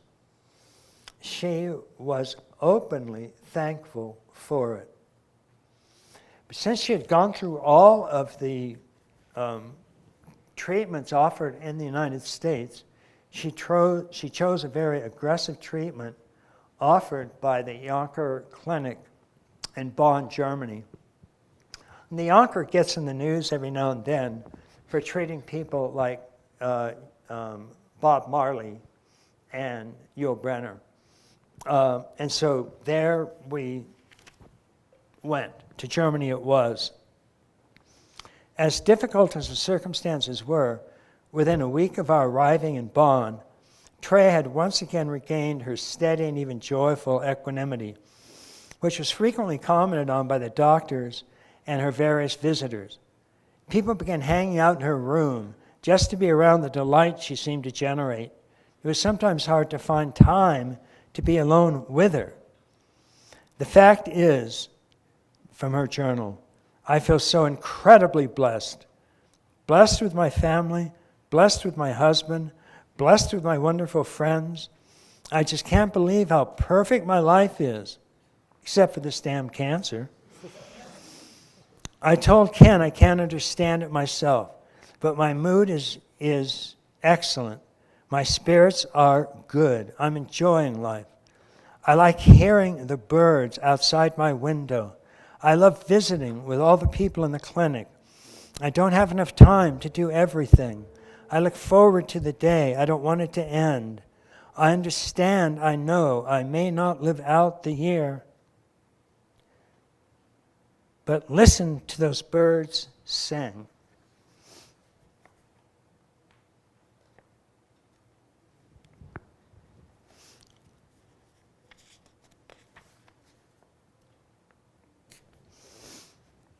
At one point, I went on a walk during one of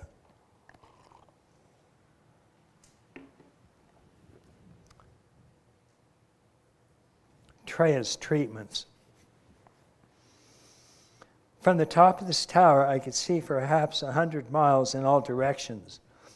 My eyes swept right, the tower at Bad Godesberg, the Bonn Cathedral. I looked down, earth, heaven, earth, heaven, earth. And that's what started me thinking of Treya. In the past few years, she had return to her roots in the earth, her love of nature, to the birds, to her femininity, to her grounded openness and trust and caring, while I had remained where I wanted to be, where I myself am at home, in heaven, which in mythology does not mean the world of spirit, but the Apollonian world of ideas, of logic, of concepts and symbols. Heaven is of the mind, earth is of the body. I took feelings and related them to ideas. Treya took ideas and related them to feelings. I moved from the particular to the universal, constantly. Treya moved from the universal to the concrete, always. I shut the window so I could hear Bach. She turned off Bach so she could hear the birds. In the traditions, spirit is found neither in heaven nor in earth, but in the heart. The heart has always been seen as the integration or the union point of heaven and earth. Neither heaven nor earth alone could capture spirit. Only the balance of the two found in the heart could lead to the secret door beyond death and mortality and pain. And that is what Treya had done for me. That is what we had done for each other, pointed the way to the heart. When we put our arms around each other, heaven and earth united, Bach and the birds both started singing. Happiness opened up as far as the eye could see.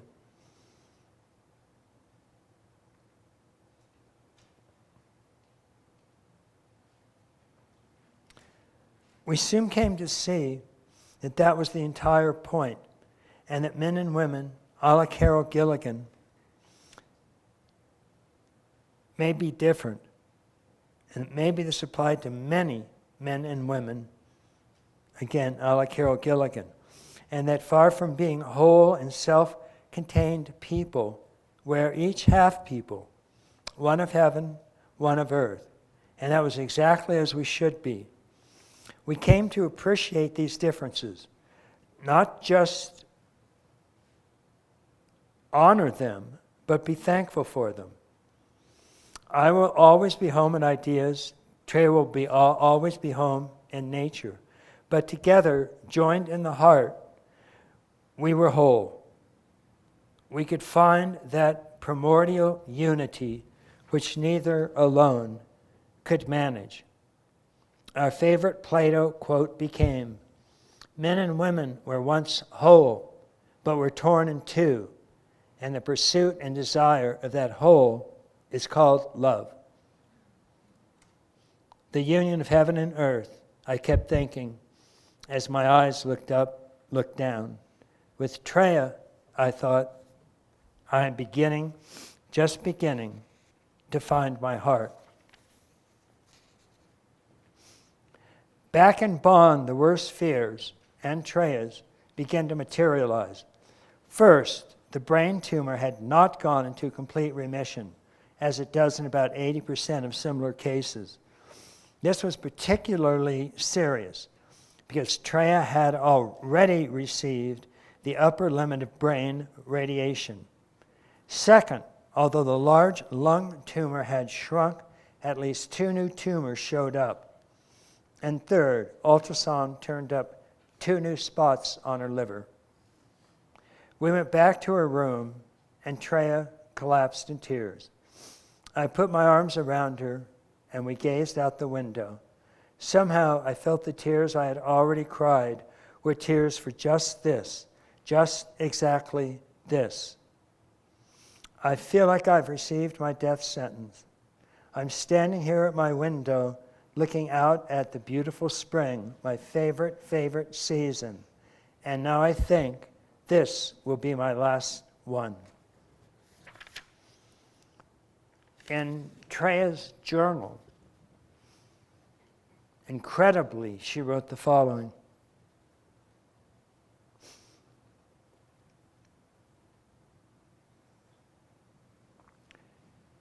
I will bring the fear into my heart to meet the pain and the fear with openness, to embrace it, to not be afraid of it, to allow it. This is what is. This is what is happening. This is the suffering that we all know, constantly changing.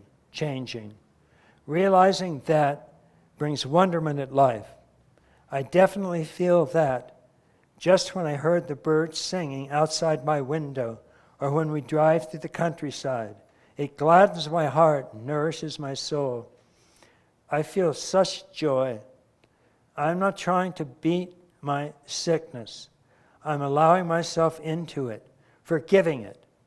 As Stephen Levine said, pity is the experience of meeting pain with fear. It makes one want to change the givens of the moment. But when we touch the same pain with love, letting it be as it is, meeting it with mercy instead of fear and hatred, then that is compassion. To open my heart. I've particularly been feeling a tremendous openness and lovingness to Ken lately. He's so open and present. I guess that is the most important point of healing, whether or not I heal physically. To soften around my heart, to open my heart. This is always the same, isn't it? This is always the same issue. Gazing out my window, I realize once again how spring is now my favorite season. I'll always love the golden fire of fall, but spring reaches deep into my heart. I suppose because I'm hoping for a new chance, a new spring in my life. I'm still very moved to do what I have to do to get better, but not as a battle, not as an angry fight. I will go on, not with anger and bitterness, but with determination and joy.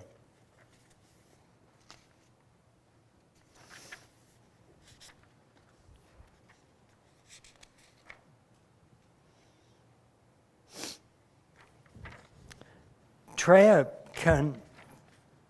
continued to feel an increasing unity between self and other. And not just me and her, but her and all human beings. I thought of the dream I had last night, the news of the full extent of the recurrence, a dream that ended when I told a friend with total conviction, I believe in miracles. It could happen. I could be healed. It's very unlikely, given the statistics, but it could happen. I felt myself take a deep breath as I let this possibility flood through me, leaving me a sense of relaxation in its wake. And then I thought, gently, but why me? What about everyone else who suffers? I will certainly be delighted if I am healed, or even if I live a relatively long time. But the thought of all others who suffer from cancer or whatever flooded through me. Why should I be luckier than my sisters and brothers? Why not healing for all of them? Why not all of us? How can I ask for my suffering to end when they still suffer? These other members of my family. Awareness of my pain keeps me aware of other members of my family. Awareness of my pain keeps my heart open to suffering. The first noble truth, there is suffering. And Tong Lin, have compassion for it. No matter what happens to me, this experience with cancer will forever keep me aware of my kinship with those who suffer, which means everybody.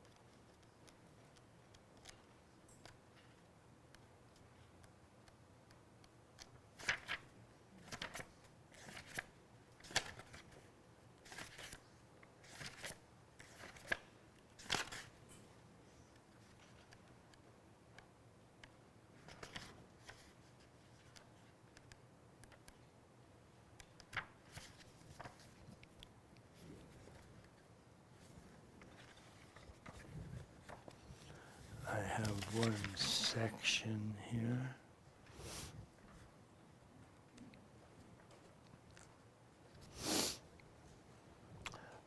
She also continued uniting those two sides of herself, the active masculine and the being feminine, and in one very specific way.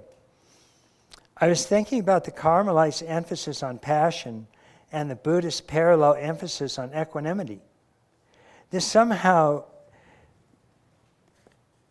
seemed more important to me than the age-old argument about theism versus non-theism that these two groups usually engage in, and which seems beside the point to me.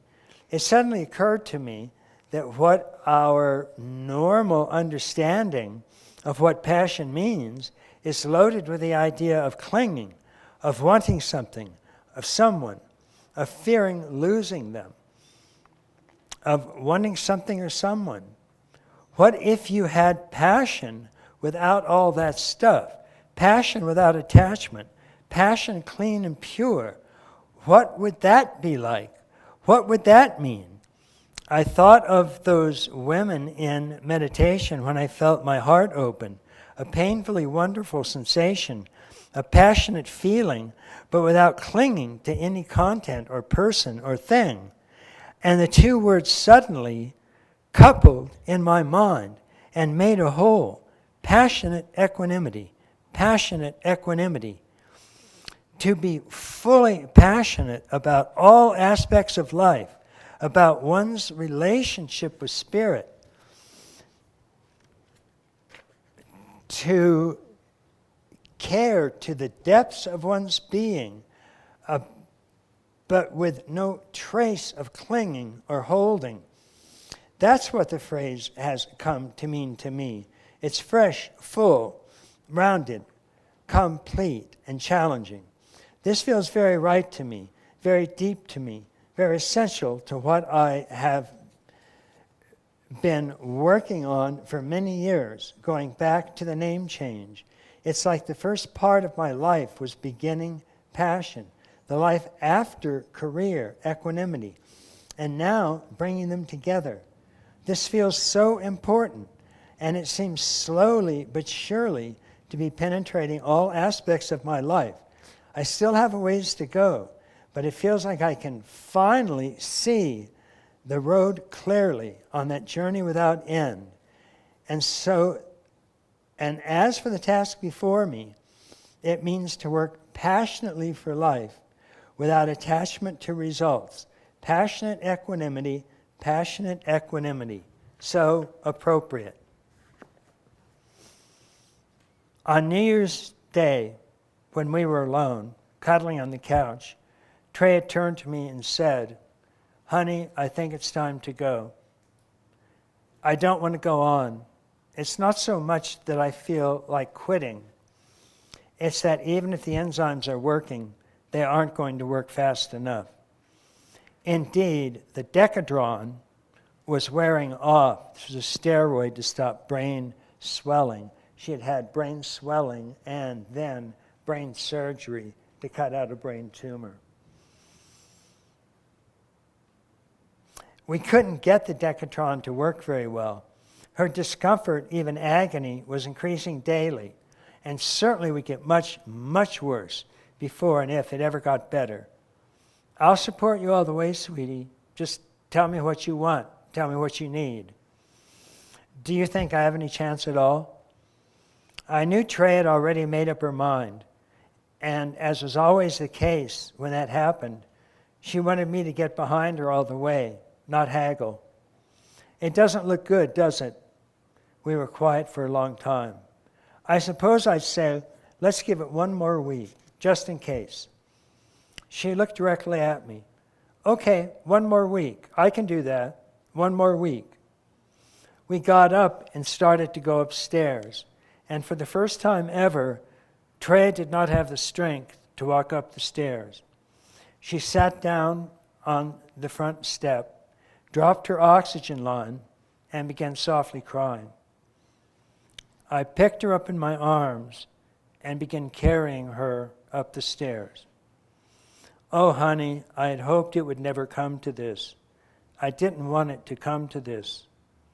I wanted to be able to walk myself, she said, and buried her head in my shoulder. I think it's the most romantic thing in the world. You'd never let me do this under any other circumstances. So come on, let me carry my girl up the stairs. Treya kept her word, and for 1 week pulled through the extreme and rapidly growing, even alarming agony, and stayed right with the program, every single exhausting detail of it, and refused morphine so she could be mindful and aware and present. She held her head high, and she smiled often, and it wasn't faking it. For her, it was walk on.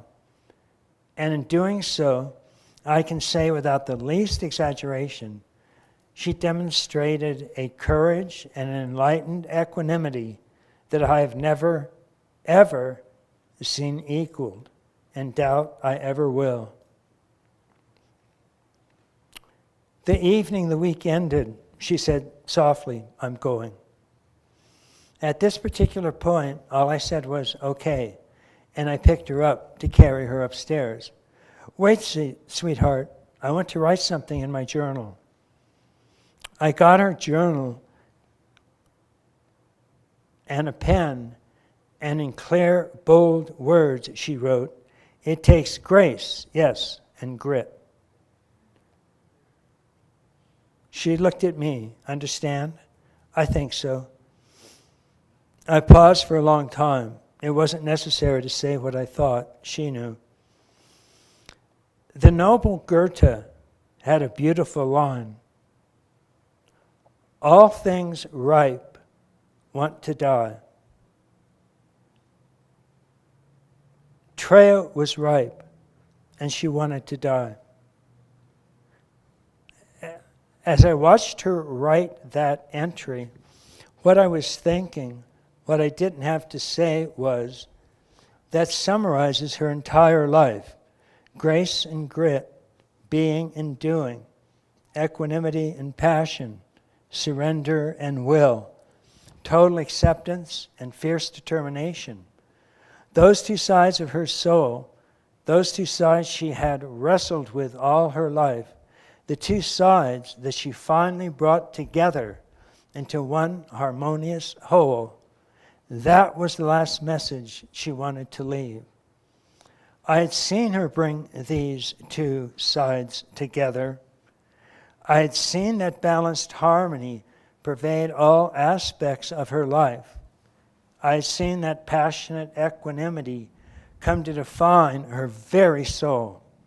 Her one major, overriding life goal she had accomplished.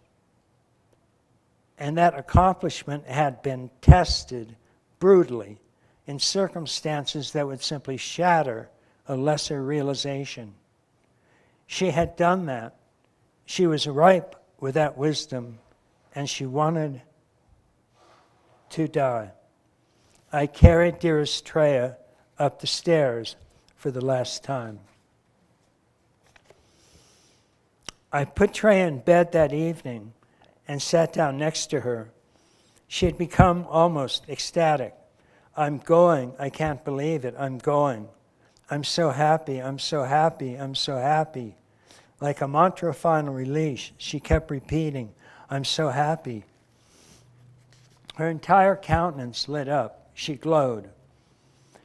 Then, rather abruptly, she said, but I don't want to leave you.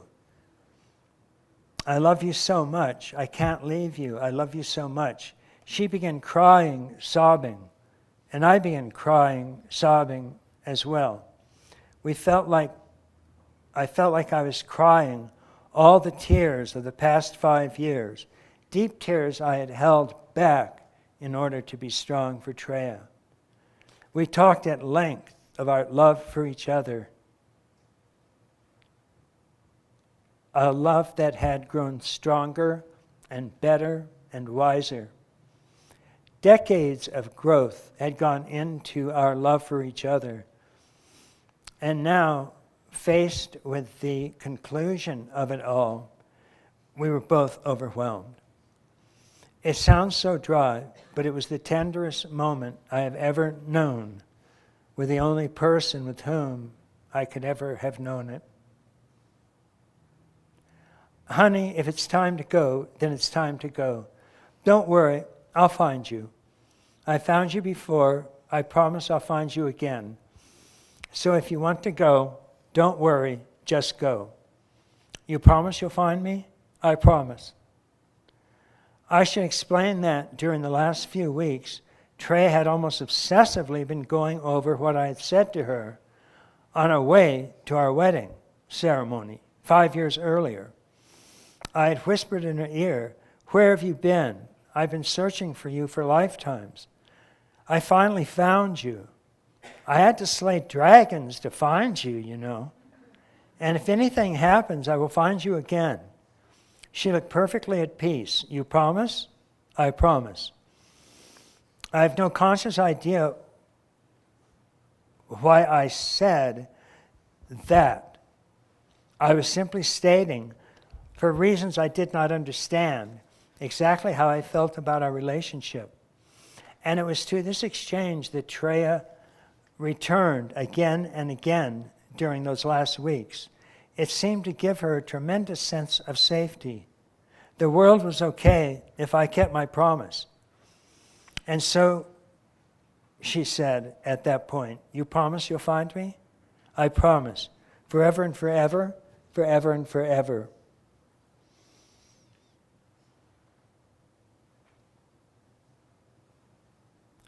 We put her to bed that night, Sunday night.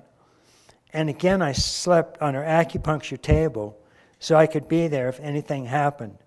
Something extraordinary seemed to be going on in that house, and we all knew it. About 3:30 that morning, Treya awoke abruptly. The atmosphere was almost hallucinogenic. I woke immediately and asked her what it was. "Sweetie, I think it's time to go," she said. "I'm here, honey." I'm so happy. Lawrence paused. This world is so weird. It's just so weird. But I'm going. Her mood was one of joy and humor and determination. I began repeating several of the pith phrases from the religious traditions that she considered so important, phrases she wanted me to remind her of right up to the end, phrases she had carried with her on her flashcards. "Relax with the presence of what is," I began. "Allow the self to uncoil in the vast expanse of all space. Your own primordial mind is unborn and undying. It was not born with this body and will not die with this body. Recognize your own mind as eternally one with spirit." Her face relaxed. She looked at me very clearly and directly. "You'll find me?" I promise. "Then it's time to go." There was a very long pause, and the room seemed to me to become entirely luminous, which was strange given how utterly dark it was. It was the most sacred moment, the most direct moment, the simplest moment I had ever known, the most obvious, the most perfectly obvious. I had never seen anything like this in my life. I did not know what to do. I was simply present for Treya. She moved toward me, trying to gesture, trying to say something she wanted me to understand. The last thing she said to me, "You're the greatest man I've ever known," she whispered. "My champion, my champion." She kept repeating it, "My champion." I leaned forward to tell her that she was the only really enlightened person I had ever known. That enlightenment made sense to me because of her. That a universe that had produced Treya was a sacred universe. That God existed because of her. All these things went through my mind. All these things I wanted to say. I knew she was aware how I felt, but I just couldn't speak. I croaked out only, "I'll find you, honey, I will." Treya closed her eyes, and for all purposes, she never opened them again. My heart broke. Doffrey John's phrase kept running through my mind. Practice the wound of love. Practice the wound of love. Real love hurts. Real love makes you totally vulnerable and open. Real love will take you far beyond yourself, and therefore real love will devastate you. I kept thinking, if love does not devastate you, you do not know love. We had both been practicing the wound of love, and I was shattered. Looking back on it, it seems to me that in that simple and direct moment, we both died. The next morning, Treya settled into the position in which she would die, propped up on pillows, arms at her sides, mala in her hand.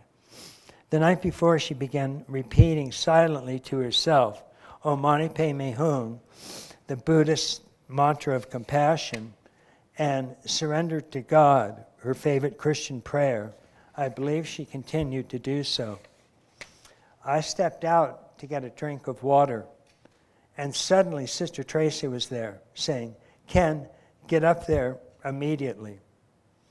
Everybody in the room was completely there and present for Treya. Then the entire room began to cry. I was holding her hand with my other hand over her heart. My body began to shake violently. It had finally happened. I could not stop shaking. I whispered in her ear the few key phrases from the Book of the Dead. Recognize the clear light as your own primordial mind. Recognize you are now one with enlightened spirit. But mostly we all cried. The best, the strongest, the most enlightened, the most honest, the most beautiful, the most inspiring, the most virtuous, the most cherished person I had ever known had just died. Somehow I felt the universe would never be the same. In the last 6 months of our life, it was as if Treya and I had went into spiritual overdrive for each other, serving each other in every way that we could. I finally quit the bitching and moaning that is so normal for a support person, a bitching and moaning that came from the fact that I had, for 5 years, set aside my career in order to serve here. I just dropped that. I had absolutely no regrets. I had only gratitude for her presence and for her extraordinary grace of serving her. And she quit the bitching and moaning about how her career had wrecked my life, her cancer had wrecked my life. For the simple fact is, we together had made a pact on some profound level to see her through this ordeal, come what may. It was a profound choice. We were both very, very, very clear about this, particularly during the last 6 months. We simply and directly served each other, exchanging self for other, and therefore glimpsing that eternal spirit which transcends both self and other, both me and mine. "I've always loved you," she began on occasion, about 3 months before she died. "But recently I've changed in many profound ways. Have you noticed?" "Yes, what is it?" There was a long pause. This was the period right after I had come back from a Dzogchen retreat. But in fact, that wasn't the main cause for the change. She had noticed. "I don't know, kid, I love you, so I'm serving you." It seems very straightforward, don't you think? "There's an awareness about you that's kept me going for months. What is it?" She kept repeating, as if it were very important, "What is it?" And I had the strangest feeling that it wasn't a question, really, but more of a test, which I did not understand. I think it's just that I'm here for you, sweetheart. I'm here. You're why I'm alive, she finally said. And it wasn't a comment about me. The point was that we kept each other going. We became each other's teacher during those last extraordinary months. My continued service to Treya generated in her almost overwhelming feelings of gratitude and kindness, and the love she had for me in return began to saturate my being. I became completely full because of Treya. It was as if we were mutually generating in each other the enlightened compassion we had both studied for so long. I felt like years, maybe lifetimes, of karma had been burned out of me in my continued response to her needs. And her love and compassion for me, Treya also became completely full. There were no empty places in her soul, no corners left untouched by love, not a shadow in her heart. I had arranged for Treya's body to remain undisturbed for 24 hours. About an hour after her death, we all went into the room, mostly to compose ourselves. We all left the room, mostly to compose ourselves. Because Treya had propped herself up for the last 24 hours, her mouth had hung open almost a day. Consequently, due to incipient rigor, her jaw was locked in an open position. We tried to close her jaw before we left, but it wouldn't shut. It was locked tight. I continued whispering pith sayings to her, then we all left the room. About 25 minutes later, we went back into the room, only to be met with a stunning vision. Treya had closed her mouth, and there appeared instead on her face an extraordinary smile, a smile of utter contentment, peace, fulfillment, release. Nor was it a standard rigor smile. The lines were entirely and totally different. She looked entirely like a beautiful Buddha, smiling the smile of complete release. The lines that had been deeply etched on her face, lines of suffering and exhaustion and pain, had all completely disappeared. Her face was pure, smooth, without wrinkles, lines of any sort, radiant, glowing. It was so profound that we were all taken aback. But there she was, smiling, glowing, radiant, content. I couldn't help myself. I kept saying out loud as I gently leaned over her, "Treya, look at you. Treya, honey, look at you." That smile of contentment and release remained on her face for the entire 24 hours period that she was left in her bed. Her body was finally removed, but I think that smile is etched on her soul for eternity. Everybody went up and said goodbye to her that evening.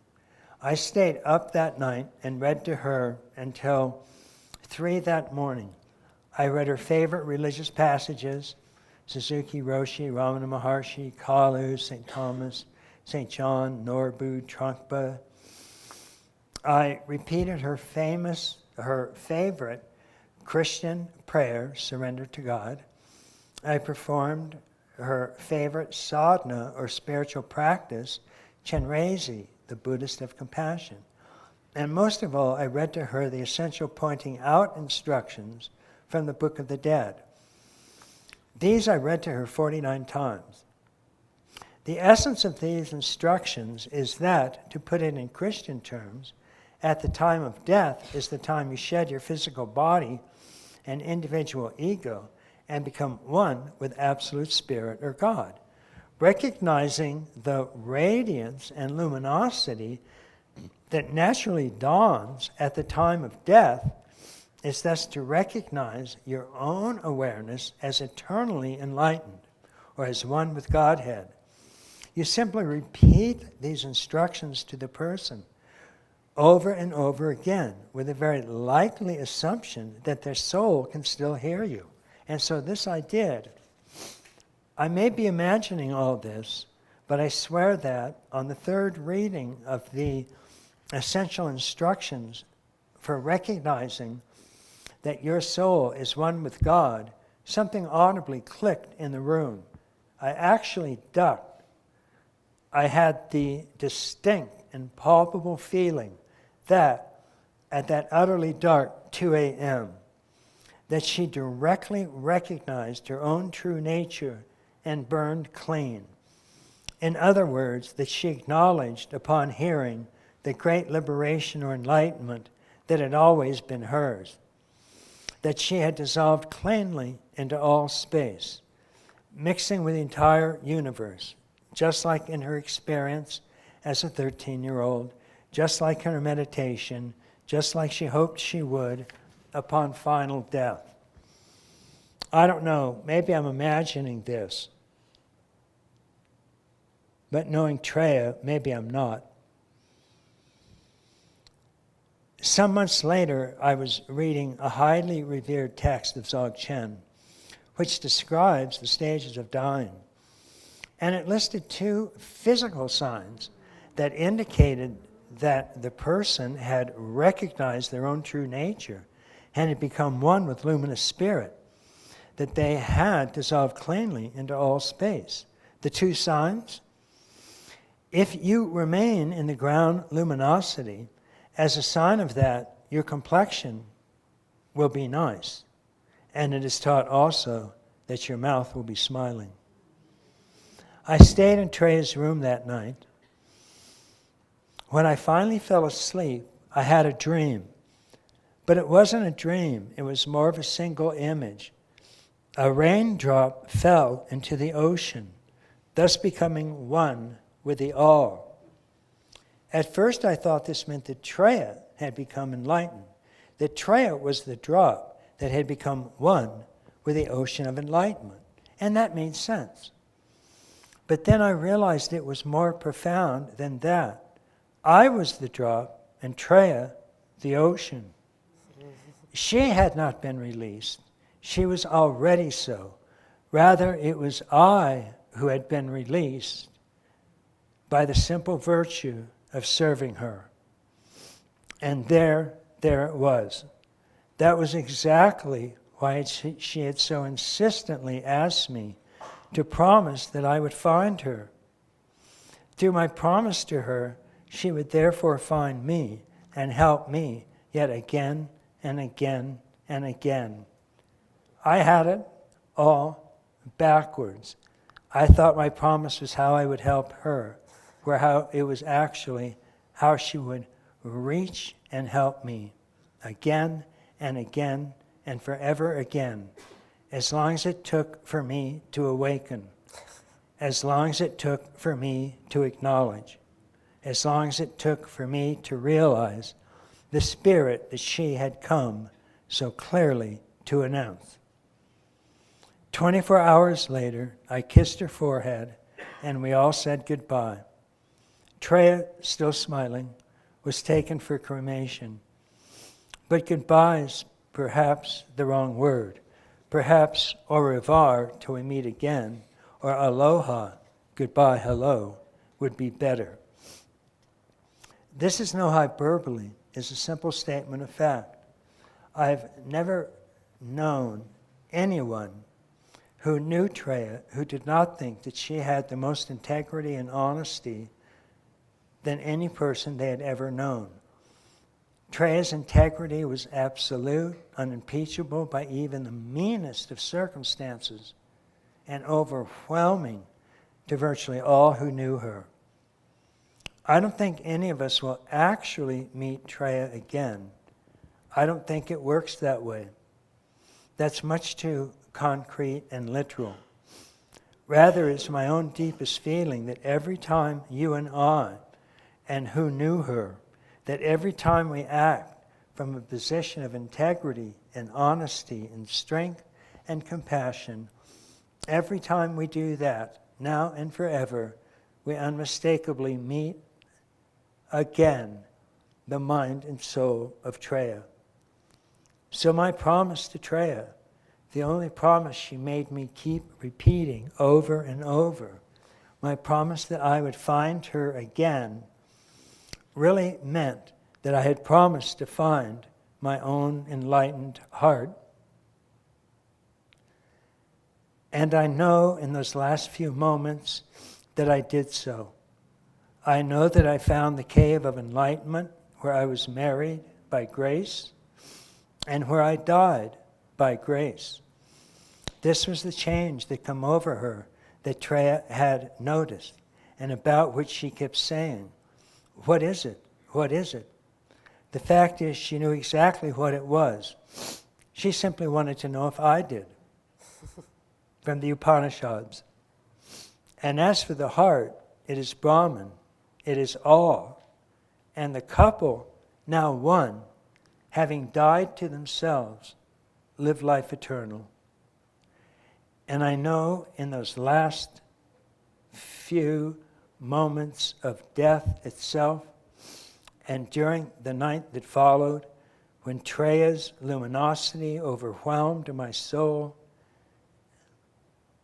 and outshone the finite world forever, that it all became perfectly clear to me. There are no lies left in my soul because of Treya. And Treya, honey, dear, sweet Treya, I promise to find you forever and forever and forever in my heart as the simple awareness of what is.